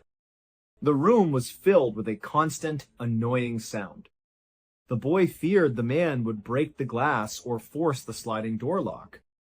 He knew he had nowhere to run if the door opened. He clung to midnight, frozen in fear, waiting for the glass to break. Glass did not shatter. The sound stopped after several minutes of tapping on the balcony door. After hearing the wooden balcony creak as the weight shifted, the boy heard someone climbing onto the roof above him. Ceiling tapping began shortly after. It moved slowly across the roof above him. Tap, tap, tap. All night, the person paced the roof, tapping the wood. No sleep was had by the boy. He lay in the dark, listening to the rhythmic tapping above him and watching the room's shadows change as the hours passed. The longest night of his life. He felt powerless in an endless nightmare. After hours of psychological torture, the boy saw the first dawn light peeking through the blackout curtains. He was too scared to move after the roof tapping stopped. The boy got up from bed as the sun slowly rose over the mountains, casting a bright, cold light on the snowy landscape. His body was stiff and exhausted from nighttime tension. He slowly approached the sliding glass door and inhaled. He pulled back the blackout curtain edge. The balcony was empty. He blinked as the morning sun reflected off the white snow. He opened the sliding door slowly and stepped outside into the cold morning air. Midnight sniffed the ground as she followed him out. He looked down at the balcony floor first. Fresh snow from the night was covered in a mess of footprints. Someone appeared to have been pacing the balcony for hours. He walked to the balcony edge, turned around, and looked up at the cabin's steep roof. The roof was covered in footprints in the fresh snow. He saw a racetrack of tracks crossing the shingles above his bedroom. The boy then walked to the balcony's wooden railing to look down. Footprints covered the cabin clearing. He saw a dense circular path of tracks that circled the cabin, passing every window and wall where he had heard the nighttime tapping. They looked like heavy bare feet or thin-soled shoes packing the snow into a track. The boy watched the footprints. After seeing the path start at the cabin base, he followed the tracks across the clearing to the sitting tree. The footprints ended at the tree base. The boy imagined the tall man crouched in the dark on the thick parallel branch 20 feet above him. Another set of footprints left the tree base and disappeared into the dense forest and pine tree wall. The boy was adamant. He ran back inside the cabin, grabbed his clothes, video game console, and bags, and threw them in without folding. Cleanup and packing were unimportant to him. He wanted out as fast as possible. He grabbed Midnight, ran downstairs, unlocked the front door, and ran to his father's car. He put his bags in the trunk, got in the driver's seat, and started the engine. He only cleared the windshield enough to see the road ahead, not all the snow. He put the car in reverse, backed down the snowy driveway, and left the cabin without looking back. He returned home, exhausted, pale, and shaking. His mother immediately noticed something was wrong. He cried on the couch as he told her everything that happened at the cabin. He described the footprints, roof footsteps, tall man in the sitting tree, and constant window and wall tapping. His tale horrified his mother. She saw her son's trauma in his eyes and knew he wouldn't lie. She called the Mount Bachelor Sheriff's Department immediately. The report was taken seriously, and a deputy investigated the cabin. After several hours, the deputy arrived at the property. The heavy snowstorm had turned into a light drizzle as the temperature rose. The fresh snow on the roof and balcony had melted and fallen off, destroying much of the evidence. The deputy found some packed snow around the cabin base and sitting tree, confirming that someone had been walking around the house, but the melting snow had erased the footprints. The deputy searched the vast forest for residents, but found none. During the investigation, the deputy asked the mother and boy if his late father had any enemies or if anyone was targeting the family. They couldn't name anyone. People liked his father, who had no enemies or business disputes. Another option was suggested by the deputy. Since the cabin was listed online, he said it was public. This allowed anyone with an internet connection to see the cabin's photos, isolated location, and likely empty interior. A drifter, squatter, or local predator may have seen the listing, realized the cabin was rarely occupied, and decided to use or scout it out. When the 17-year-old boy arrived alone, they may have played a terrifying psychological game with him. The boy felt queasy, thinking about someone watching him from the dark forest and planning their approach using a public real estate listing. The deputy searched local records after filing his report at the station. This was not the first time a Mount Bachelor cabin reported strange events. Locals reported several phantom tapper sightings over the past decade. These winter reports came from isolated cabins. Property owners reported hearing rhythmic tapping on their windows and walls at night, always accompanied by roof footsteps. Many owners found strange footprints in the snow the next morning, but the culprits were never found. Some older locals whispered about mountain drifters who lived in caves or makeshift shelters in the wilderness, completely disconnected from society. Other stories involved ancient forest spirits who didn't want humans on their land. Regardless, the police never caught anyone, and the cases remained unsolved. Quickly after the incident, the family sold the cabin. After learning they would never own that property again, the 17-year-old boy was relieved. It changed him forever, and he never returned to Mount Bachelor. He was afraid of the dark for years afterward and couldn't sleep without checking his door and window locks. He often lay in bed listening to the quiet sounds of his house, afraid of hearing that slow, rhythmic tapping on his bedroom window. He still doesn't know who or what stalked him that night. Was it a local who knew the family was selling the cabin and wanted to terrorize the occupants? A mentally unstable woods drifter? Or was it something more sinister and unexplainable? The image of the tall man on the branch with his mouth open and unblinking eyes will haunt him forever. Many thanks for watching. Comment your thoughts on today's episode. And remember, you can binge on our true crime playlist right now. Till next time. See you. On the damp, overcast evening of the 12th of August, 1944, a young American military pilot stepped out of his quarters at Royal Air Force Station Furstfield in Norfolk, England. The air carried the familiar chill of the British countryside, thick with moisture and the distant, low rumble of idling aircraft engines. The pilot, a handsome, athletic 29-year-old lieutenant, pulled a cigarette from his pocket, struck a match, and took a long, slow drag. The glow of the cherry illuminated his face for a brief second, revealing eyes that were tight with a mixture of intense anxiety and fierce determination. He needed the nicotine to steady his hands, which had begun to shake slightly despite his best efforts to remain calm. He began walking across the tarmac toward a massive cavernous hangar on the far side of the base. Every step felt heavy, as if the ground itself were trying to hold him back. For weeks, he and his 35-year-old co-pilot, a fellow lieutenant nicknamed Bud, had been preparing for this exact night. They were the chosen crew for a highly classified Allied military initiative known as Operation Aphrodite. On paper, it was an innovative, cutting-edge tactical strategy designed to turn the tide of the war. In reality, among the handful of mechanics, engineers, and high-ranking officers who knew the details, it was widely considered a suicide mission. The young pilot, whose full name was Joseph Patrick Kennedy Jr., tried to push the grim reality out of his mind. He focused instead on the reason he was standing on British soil in the first place. Like thousands of his countrymen, he had joined the military to defeat Nazi Germany. By the summer of 1944, World War II had been raging for nearly 5 grueling years. The Allied forces had successfully landed in Normandy on D-Day just 2 months prior, and the German army was undeniably losing ground.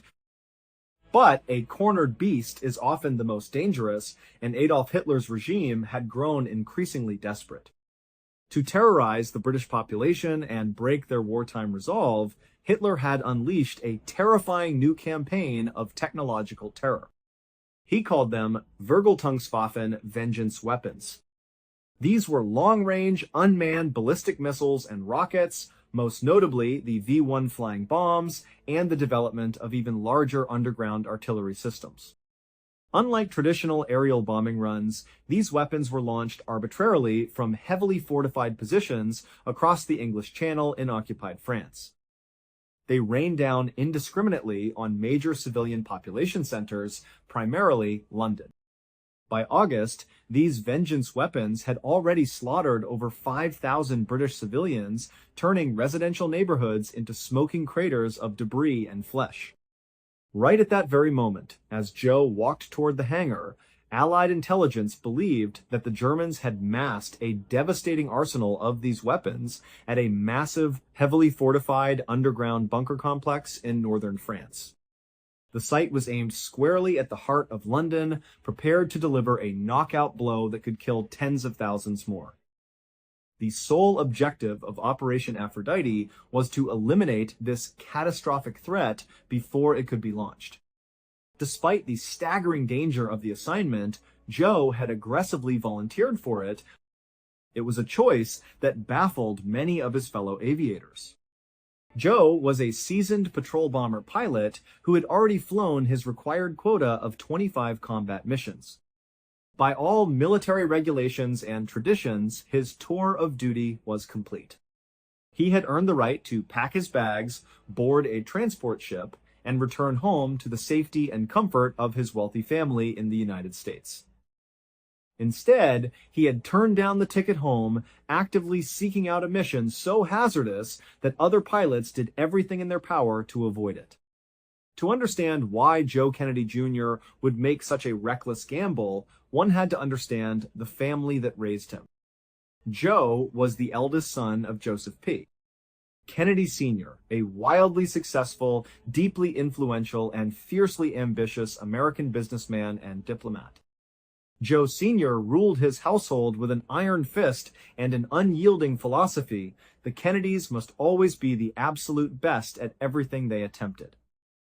Failure was not tolerated, second place was viewed as an embarrassment, and an intense, relentless rivalry was actively nurtured among the children, particularly between Joe Jr. and his next youngest brother, John. From the day he was born, Joe Jr. was the undisputed golden boy of the family. He was the eldest, the tallest, the most conventionally athletic, and the one anointed by his father to fulfill the ultimate family legacy. Joe Sr. openly boasted to friends, politicians, and journalists that his eldest son was destined to become the first Catholic president of the United States. Joe Jr. embraced this destiny wholeheartedly, molding his entire life, education, and early political ambitions to match his father's grand design. Then came the 7th of December, 1941. The surprise Japanese attack on Pearl Harbor thrust the United States into the global conflict, and both Joe Jr. and his younger brother John, whom the family called Jack, enlisted in the military. Joe became a naval aviator, while Jack joined the Navy to command a patrol torpedo boat in the Pacific Theater. For the first few years of the war, Joe's position as the favored son remained secure. But then, disaster struck Jack's boat, PT-109. In the dark of night, a Japanese destroyer rammed the small wooden vessel, cutting it in half and killing 2 crew members. Jack, despite suffering a severe, debilitating back injury in the collision, showed extraordinary courage. He swam for hours through shark-infested waters, towing a badly burned crewman by a life jacket strap clenched between his teeth, ultimately leading his surviving men to safety on a deserted island. When the news of Jack's heroism reached the United States, it became a massive national media sensation. Jack was awarded the Navy and Marine Corps Medal and the Purple Heart. His exploits were detailed in newspapers and magazines across the country. Suddenly, the spotlight shifted. In the Kennedy household, Jack was no longer just the skinny, sickly younger brother who lived in Joe's shadow. He was a certified, decorated American war hero. Joe Sr.'s attention shifted subtly but profoundly, praising Jack's bravery. For the first time in his life, Joe Jr. felt a deep, gnawing sense of insecurity. He felt as though he had fallen out of favor with his demanding father, replaced by his younger brother. The fierce sibling rivalry that had been baked into him since childhood flared up with painful intensity. Joe became consumed by a desperate, driving need to prove himself, to perform a feat of such undeniable heroism that it would eclipse Jack's medals and restore his status as the rightful heir to the family's political empire. When the call went out for volunteers for a top-secret, highly experimental, and immensely perilous mission in England, Joe saw his opportunity. He would become the hero who saved London. He would change the course of history. Joe flicked his cigarette butt onto the tarmac, watched the sparks scatter in the breeze, and pushed open the heavy personnel door of the hangar. The space inside was colossal, illuminated by harsh overhead industrial lights that cast long dramatic shadows across the concrete floor. Positioned directly in the center of the hangar was a massive 4-engine heavy bomber, a consolidated B-24 Liberator. This was Joe's aircraft for the night. On the surface, the B-24 was incredibly familiar to him. He had spent the last 3 years logging hundreds of hours in the cockpits of Liberators, mastering their heavy controls, and understanding their aerodynamic quirks during dangerous anti-submarine patrols over the Atlantic. But as Joe walked around this specific bomber to conduct his pre-flight inspection, he could see that this aircraft was radically different from any B-24 that had ever rolled off an assembly line. It was a bizarre, heavily modified anomaly, a one-of-a-kind experiment that felt profoundly unnatural to a trained pilot. The most jarring modification was the cockpit canopy. Normally, a B-24 cockpit was enclosed by a complex framework of heavy glass windows designed to protect the flight crew from the biting, sub-zero winds of high-altitude flight. On this plane, nearly all the glass had been entirely stripped away. The only piece remaining was a single solitary pane of safety glass directly in front of the pilot's seat, functioning exactly like the windshield of an open-top sports car. It was, essentially, a convertible heavy bomber. The mechanics had removed the glass for a very specific, unsettling reason. When the time came, Joe and Bud would need to evacuate the aircraft as quickly and seamlessly as possible. With no canopy in the way, they could simply stand up from their seats and throw themselves out into the rushing wind. Joe continued his walk around and noticed that all the defensive armaments had been stripped away. The heavy 5.0 caliber machine guns that normally bristled from the nose, tail, belly, and waist turrets were completely missing. In their place, the mechanics had installed wooden broomsticks, carefully carved and painted matte black to mimic the appearance of weapons from a distance. Removing the heavy guns, ammunition tracks, and hydraulic turrets saved thousands of pounds of weight. But the saved weight wasn't intended to make the plane fly faster or carry more fuel. It was done to accommodate the terrifying secret that lay hidden within the hollowed-out fuselage. The entire interior of the aircraft, the bomb bays, the radio compartment, the waist gunner stations had been completely packed with boxes upon boxes of a highly volatile, state-of-the-art military explosive called Torpex. Torpex was 50% more powerful than standard TNT. The mechanics had crammed exactly 21,170 pounds, nearly 11 tons of this explosive material into the belly of the plane. This B-24 was no longer a traditional bomber meant to fly to a target, drop its payload, and return home. It had been meticulously transformed into a giant, lumbering, piloted flying bomb. The concept of Operation Aphrodite was born out of technological frustration.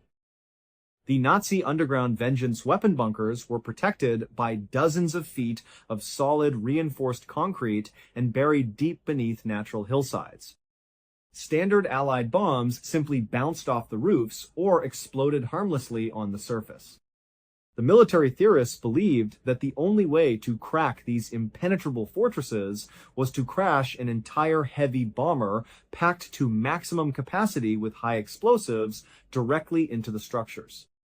Because the remote control technology of 1944 was incredibly primitive, it was impossible to safely take off a plane carrying 11 tons of explosives via radio control. A human crew was required to manually pilot the lethal drone off the runway, climb it through the turbulent lower atmosphere, and guide it to its cruising altitude over the English coast.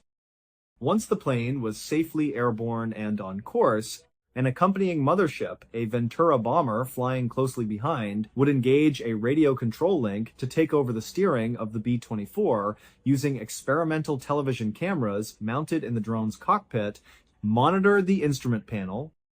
Once the remote link was confirmed, Joe and Bud would arm the massive explosive payload, make a final radio confirmation, and immediately bail out over the English countryside, parachuting down to safety. The remote operator in the mothership would then guide the pilotless flying bomb across the English Channel and crash it directly into the German bunker in France. At approximately 5:55 p.m., Bud Willie walked into the hangar, carrying his parachute rig. He looked at Joe, and the two men shared a quiet, knowing nod. There was very little need for small talk. The sheer weight of what they were about to attempt hung heavily in the air. Both men were visibly sweating, their flight suits damp despite the cool evening air. They climbed up through the open belly hatch and squeezed into the cramped, stripped-down cockpit. Joe slid into the pilot's seat on the left, and Bud took his place on the right.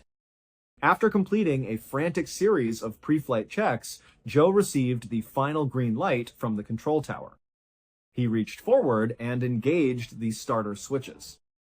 One by one, the four massive Pratt & Whitney radial engines roared to life, coughing out plumes of blue-gray smoke before settling into a deafening, synchronized thrum that vibrated through the metal frame of the plane and deep into the bones of the two pilots. Joe looked out through the open sides of the cockpit down at the ground crew. The mechanics, engineers, and officers who had spent weeks working on the plane were standing in a loose line along the hangar walls. Not a single person was smiling. Their faces were grim, pale, and etched with an intense, somber reverence. They looked at Joe and Bud as if they were looking at ghosts, fully aware that the slightest spark, the smallest atmospheric bump, or a minor mechanical failure could instantly vaporize the aircraft and everyone within a mile radius. Sensing the palpable dread radiating from the ground crew, Joe forced a wide, confident grin across his face. He leaned out of the open cockpit, flashed a cheerful, theatrical wave, and gave a sharp thumbs up to the men below, performing the role of the fearless, unflappable leader he believed his father wanted him to be. But beneath the bravado, Joe's stomach was tied in knots. His heart hammered violently against his ribs. He was terrified. By 5:59 p.m., Joe released the heavy tow brakes, and the massive, overweight B-24 began to roll forward, trundling out of the hangar and onto the taxiway. The true weight of the 11 tons of Torpex became immediately apparent. The aircraft felt incredibly sluggish and unresponsive, handling less like an airplane and more like a massive waterlogged barge. Every single seam, rivet, and metal plate in the fuselage creaked and groaned under the immense stress. Every minor bump and crack in the concrete runway caused the plane to lurch and bounce violently. Inside the cockpit, Joe and Bud held their breath with every shudder, painfully aware that they were sitting directly on top of a mountain of highly volatile explosives. Joe lined the heavy bomber up with the center line of the main runway. He took a deep breath, looked over at Bud, who gave a firm nod, and then pushed the quad throttles all the way forward to full power. The engine screamed in protest as the plane began its agonizingly slow acceleration down the strip. It used up almost the entirety of the runway, eating up thousands of feet of concrete as Joe fought the controls to keep it straight. Finally, just yards before the tarmac gave way to the grass fields at the edge of the base, Joe pulled back on the control yoke. The wings bit into the air, and the lumbering flying bomb reluctantly broke its connection with the earth, clawing its way up into the sky. As they gained altitude, Joe looked out of his open canopy and saw 6 other aircraft rising to join him. These were the escort planes, a mix of USAAF fighters to protect them from any rogue German Luftwaffe attacks, and the specialized Ventura motherships equipped with the top-secret radio control gear. The small armada formed a tight, protective echelon around Joe's B-24 as they leveled off at their designated cruising altitude of 2,000 feet. For the next 15 minutes, a surreal calm settled over the cockpit. The flight across the southern expanse of England was smooth and uneventful. The cold wind whipped fiercely through the open sides of the cockpit, tearing at their flight jackets and forcing them to communicate via their intercoms, but the engines ran perfectly. Joe watched the familiar rolling green patchwork quilt of the British countryside slip away beneath his wings. Ahead, the shimmering gray-blue expanse of the English Channel began to materialize on the horizon, glowing faintly under the setting evening sun. The moment of truth was rapidly approaching. The primary target for the mission was located roughly 120 miles south, situated just outside the small village of Mimoyex in the northernmost tip of France. Unknown to Joe and Bud, the entire premise of their dangerous journey was a catastrophic failure of military intelligence. 5 weeks earlier, on July 6, the British Royal Air Force had launched a massive conventional bombing raid against the Mimoyex site. Utilizing legendary tallboy, ground-penetrating bombs, 6-ton monsters designed to shake the earth like a localized earthquake, the British had successfully collapsed the underground galleries, destroyed the V-3 Vengeance supercannons, and permanently neutralized the entire facility. The German garrison had completely abandoned the ruins. There was no functioning threat to London left at Mimoyex. The Reich's vengeance weapons at that location had already been neutralized, but because of a breakdown in Allied communication and photographic reconnaissance analysis, the American commanders had no idea Joe and Bud were flying a doomed mission to destroy a target that had already ceased to exist. At 6:15 p.m., as the plane cruised near the coastal village of Blythburgh, it was time to hand over control of the aircraft. Joe reached forward and toggled the heavy mechanical switch on his dashboard that engaged the remote control receiver. For a terrifying, agonizing second, the B-24 shuddered violently, its nose dipping sharply toward the earth as the automated internal gyroscopes fought for balance. Joe and Bud froze, their hands hovering over the manual controls, ready to grab them if the system failed. But within moments, the plane leveled out, tracking straight and true. A crackle of static echoed through Joe's headphones, followed by the calm, steady voice of the remote operator flying in the Ventura mother-ship just a few hundred yards away. The operator confirmed that the radio link was fully secure. He had complete control over the B-24's steering, altitude, and throttles. Joe slowly pulled his hands back from the yoke and removed his feet from the rudder pedals. The plane was flying itself. There were now only two final tasks left for Joe and Bud to perform before they could leap from the open cockpit and parachute safely into history. First, they had to manually arm the 11 tons of Torpex, transforming the passive cargo into a live, highly sensitive weapon that would detonate upon impact with the French hillside. Second, Joe had to transmit a highly specific, pre-arranged code word over the radio channel, Spade Flush. This code would signal to the entire escort fleet that the explosives were live, the mission was fully operational, and the crew was bailing out.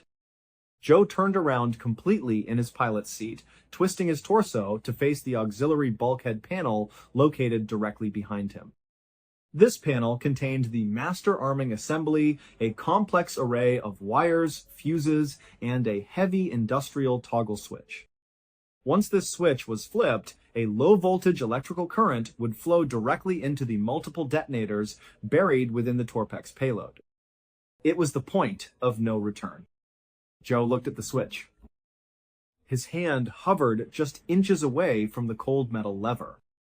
A wave of profound, suffocating dread washed over him.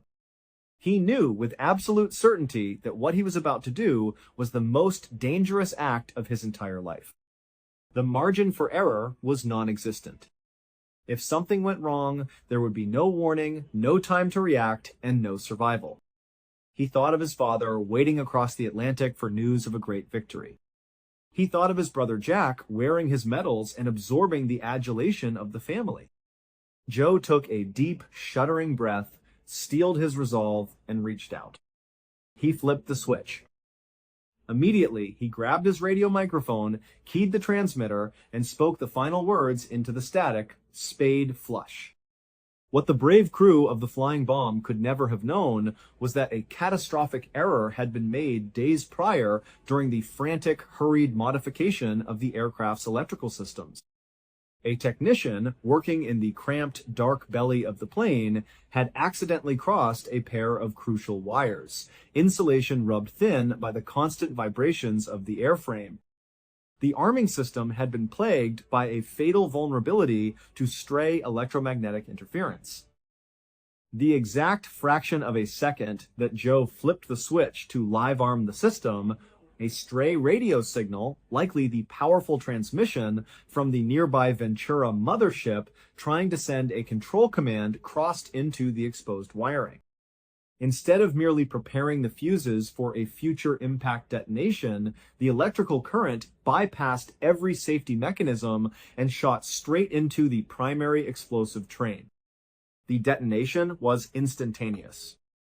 In a microsecond, the 11 tons of Torpex exploded with an apocalyptic fury that defied comprehension.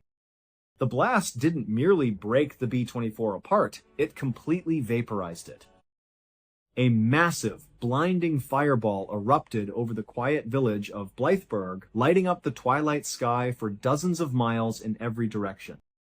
The shockwave was so violent that it severely damaged several of the escort planes flying hundreds of yards away, nearly knocking them out of the sky.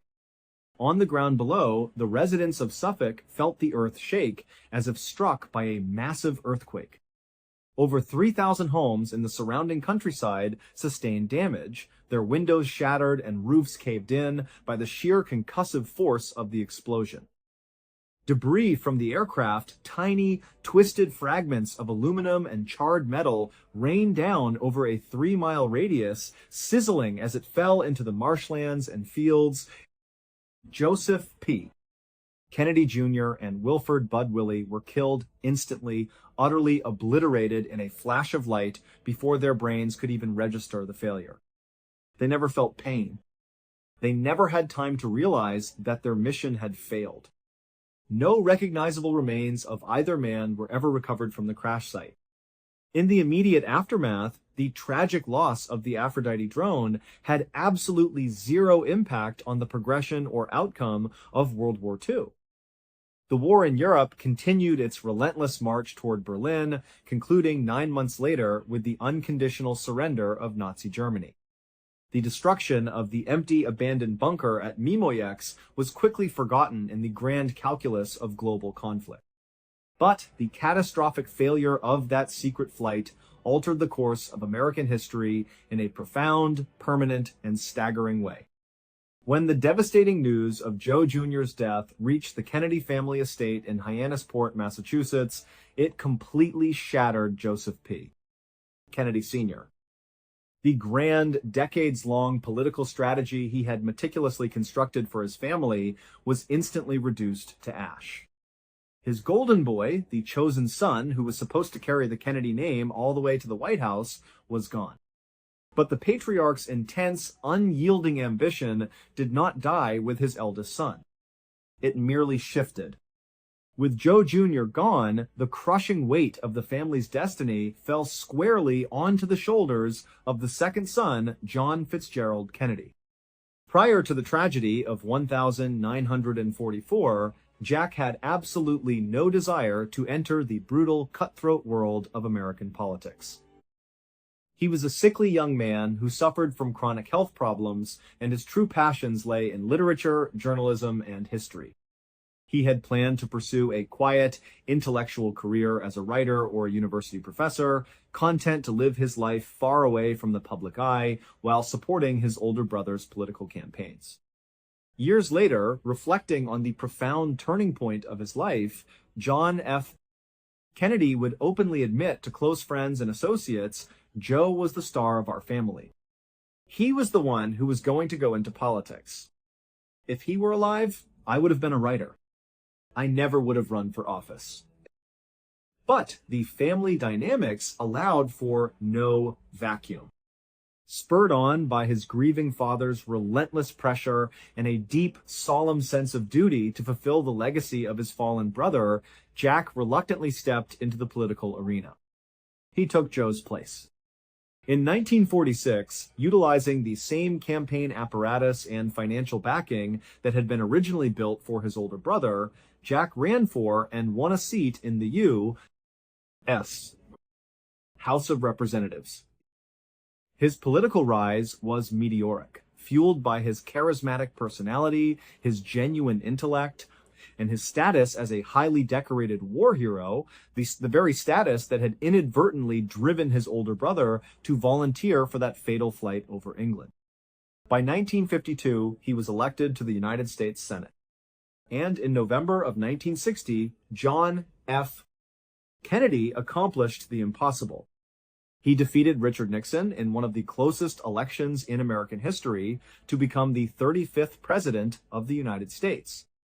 He became the first Catholic to ever hold the office, fulfilling the exact prophecy his father had spoken decades earlier.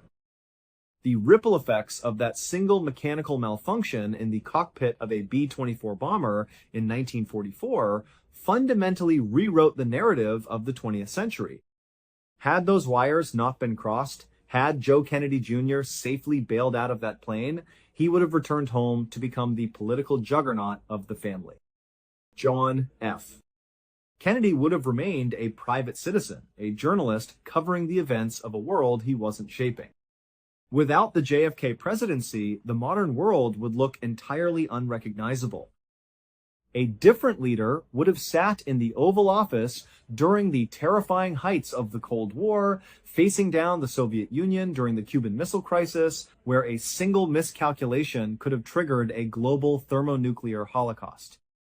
The trajectory of the civil rights movement, the early and fateful escalation of American involvement in the Vietnam War, and the grand, audacious political will required to launch the Apollo space program to land a man on the moon were all deeply, inextricably tied to the specific character, decisions, and rhetoric of John F.